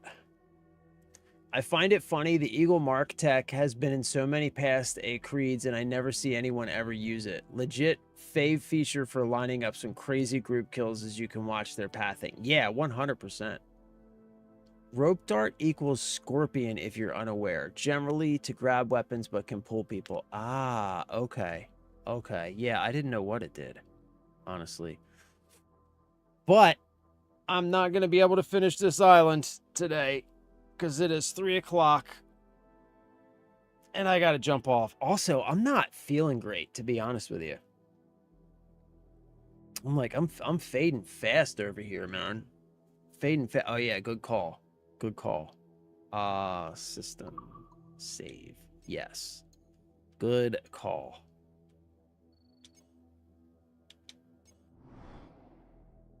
So that'll put us back on the island with like whatever. Okay. Right. We might have to redo these first guys again or something, right? It'll start where you're standing. Oh, okay, nice. All right, perfect. Okay, yeah, perfect. Perfect. We're like right here. Let's put ourselves... Actually, let's... Yeah. Yeah, let's put ourselves somewhere relatively safe.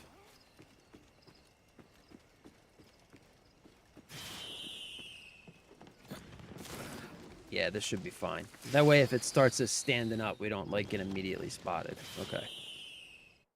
Whew. All right. Yeah.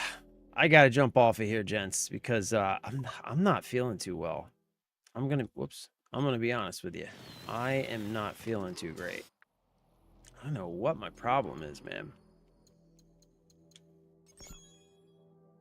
Anyway, as always, happy Monday. Yeah, as long as it puts me where I'm at, we'll be good. Yeah, happy Monday. As always, thanks for coming by. Thanks for hanging out. Thanks for spending time with me. I love you. I appreciate you. Have a wonderful evening. Be safe. Stay blessed. Have fun. Take care of each other. You know, all that stuff. And yeah, have a great evening. I am, man, I'm not feeling too well. I think I might actually see if I can't convince my wife to let me take a nap for a little while before I take the baby. Also, we got to go to Costco, so that's going to be a fucking nightmare.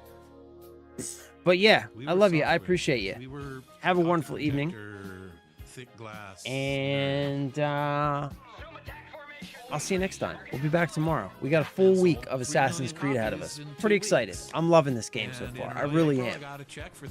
Yeah, I'm liking this. I'm very happy with it. It's everything that I hoped it would be. For Galaxian, So yeah. it was just Glenn and myself. Yeah, we'll be Glenn back was a tomorrow. great programmer, and Yeah, man, was thanks, doing games Sanchez. like I'm not I sure was what's doing wrong with me, graphics but part. I think a little bit of a nap might help me out. Pac-Man. But yeah, I love you guys. I appreciate you.